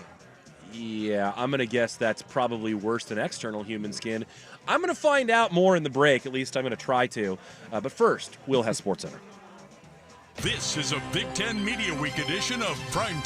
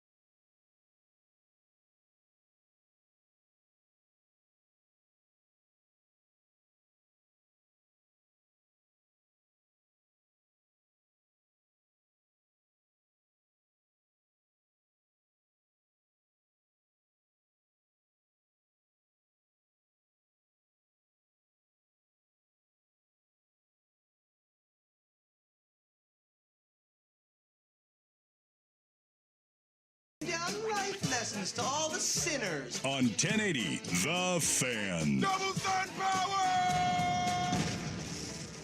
Well, much like we had to retract and apologize to one Joey Harrington earlier, Yeah. I may have to retract that Armor All cleaning wipes are bad for treating wounds. Yeah, we owe Now, our urban campers an apology. not medical advice. No. Not medical advice. But However, we did look up Armor All wipes. yeah. So I found out a number of things. First, I found out what is in them, which are mostly a bunch of words that I can't really pronounce, like about right. surfactants Yeah, and silicone emulsions, Oh, yeah. Good old emulsions. petroleum distillates. High fructose corn syrup. Probably that too. But what I also read is that they clean and disinfect washable, hard, non-porous surfaces, including glass and car seats. One-step cleaner and disinfectant kills COVID-19 virus So on right hard, there. non-porous surfaces. Will cut through the grease and grime. Well, you got the grease and grime in the hands. Yes, you so do. We got to worry Cutting about that. through already. We're clearing out the no COVID-19's getting into that wound. So there's that. The only issues here is it says washable, hard, non-porous. So understand. probably hard is in this case it's probably soft. Non-porous, actually porous. It's a gaping wound. Yeah. But that kills COVID-19. But read on. Yes. Yeah, this is so the big one then right I went to the prompt of is Armor All hazardous? Yeah. It says that it is non-irritating to the skin and eyes. Under normal, normal is being stretched here, but under normal consumer use and conditions, the likelihood of adverse health effects is low. No medical conditions are known to be Aggravated? Yeah, no, well, they misspelled this here, but no medical conditions are known to be aggravated by exposure to this product. Well, I mean, I hate to. I was very judgy, and quite frankly, I think that these people are innovative, and Like Joey, they deserve our apology. in a pinch, it appears that an Armor All wipe indeed could be used to at least clean out COVID-19 from your frothing wound. That's what we do in my neighborhood. Then head on down to the Spot Tavern afterwards. I have not gone to the Spot Tavern. My roommate refuses. I've been trying. Someone did ask, is this kind of over by the Spot Tavern? The answer to that question is yes. Yes, You're in it the is. same. I'd like to walk in there one day just to see what's going on. If you're familiar with the crew, this is the general area. There's like 3 liquor stores in that area. Now, Will, you started telling some tales about this area where you reside, and you told us during the break you stopped a car theft at one point in time? Did not stop it. Or- Just watched it. Oh, you watched it. Okay. Well, Good. Smart of you not to get involved, but can we get some details on this? Yeah, so me and a couple of my buddies had gone up to the A for the Canelo fight back on Cinco de Mayo, I believe. Okay. We had gotten back, and you know how it is. You got to do like a rundown of the night out, what bets you lost, what pretty girls you talked to, whatever, or didn't talk to. And so we're talking out by my car, and these 3 high school aged kids in like probably black hoodies, black clothing, they just came out, and the way they looked at us, I would have thought that they owned the car they were getting into. We were far enough away that we didn't hear anything. But all of a sudden, you just hear like this car alarm blaring. It's going off. We turn around. All of a sudden, the kids are sprinting past us. One kid has like a phone, like, come get us, come get us. We're like, oh my God, what's happening? There's a car in the middle of our apartment, like a little drive, little street.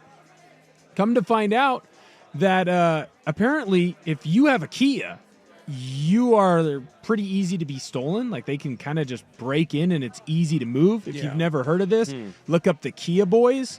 I guess you can I think you can get it started with like a USB.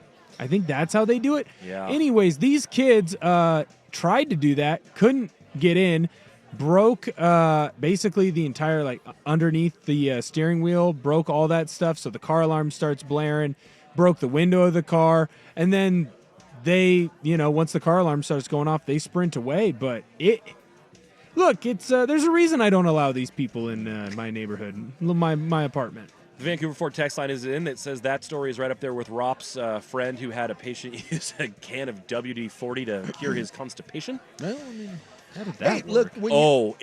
How did that work? Yeah. It worked with him losing part of his colon. genitals and a noose. Yeah. Yeah, they had to cut a bunch of stuff out. Yeah. Oh. Yeah, don't do that. Don't try and grease the skids that way. Under our God, why can't I say that? Armor All wipes one thing. WD-40 up the muffin shooter. No. That is all bad. You see some of these things too, like women. Remember, like there was a whole thing there for a while where The women were muffin going. shooter, I haven't heard that. Yeah, I've heard that one. Women. It's a good one. Women were going into like people's like apartments and doing like they were trying to get like Brazilian butt lifts, and people were spraying like tire silicone into people's asses. Oh no. Yeah, there was a bunch of those stories going on where people like You out of should've their done apartments Underarm. were making incisions and then spraying like silicone, like caulk and stuff. And it was shockingly enough, people were dying and having massive infections. No way. Yeah. And then we had the one lady, remember, she used like Gorilla Glue, right, for her hair. Yeah, that was how she slicked back her hair. Slicked back her hair with like Gorilla Glue. Because Yeah. you can use certain types of glue to treat cuts that keep opening. Yeah, I got one on my forehead right now. There you go. Yeah, if Gorilla you get, Glue? You what? You're putting Gorilla Glue on it? No, use Crazy glue, You Elmer's. can use just regular super glue, but now like Band-Aid brand makes them. But when we played, when I played back in the olden days, back when I played, they didn't have a lot of that stuff. So if you got like a big dig out of a knuckle or something on a joint, you couldn't stitch it.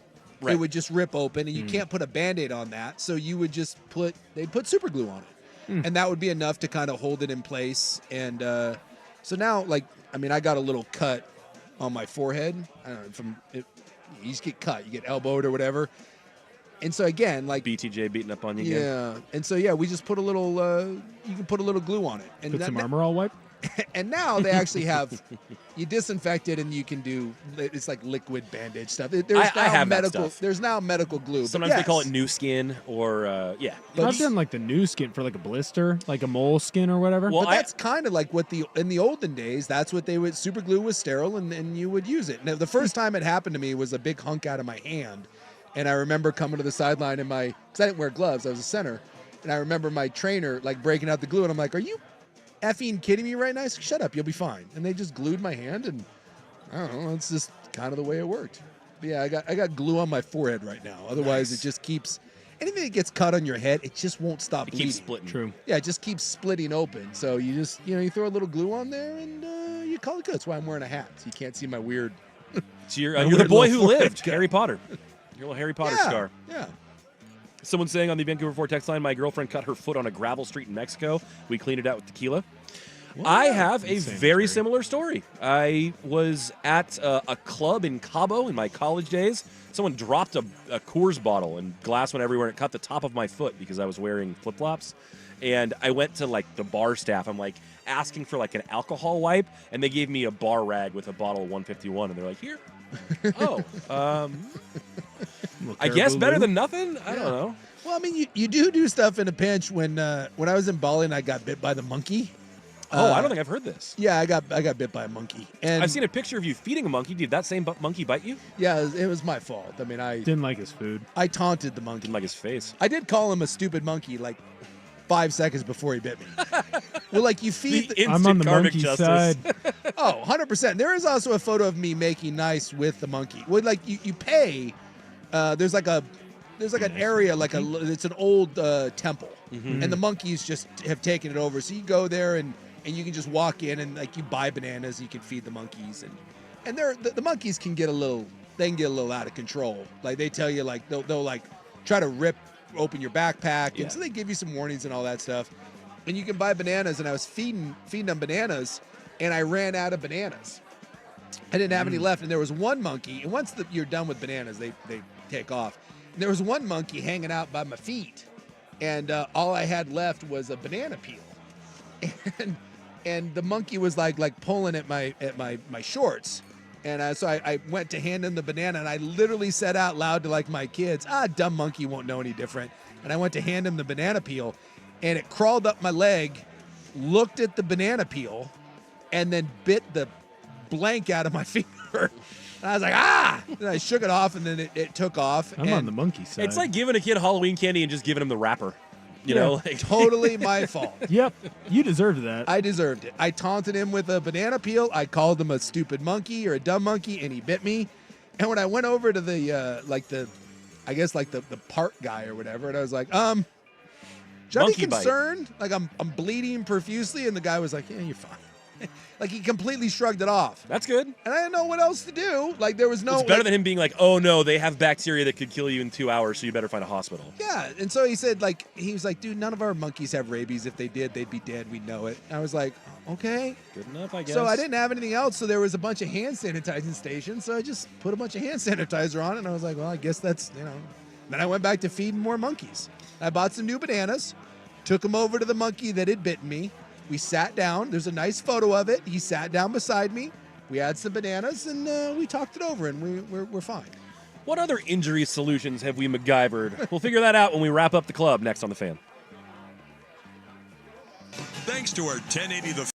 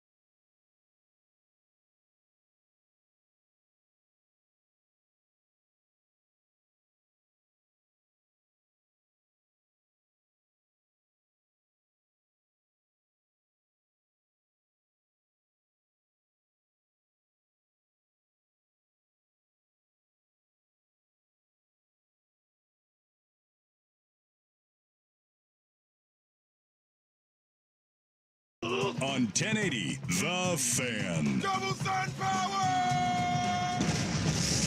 By the way, Kevin the Surgeon is in saying superglue was first used as World War II as a way to seal wounds and says it is still used for certain wound closures today. That from an actual surgeon. So there you go. When in doubt, if you're in a pinch, superglue can be used after you clean them.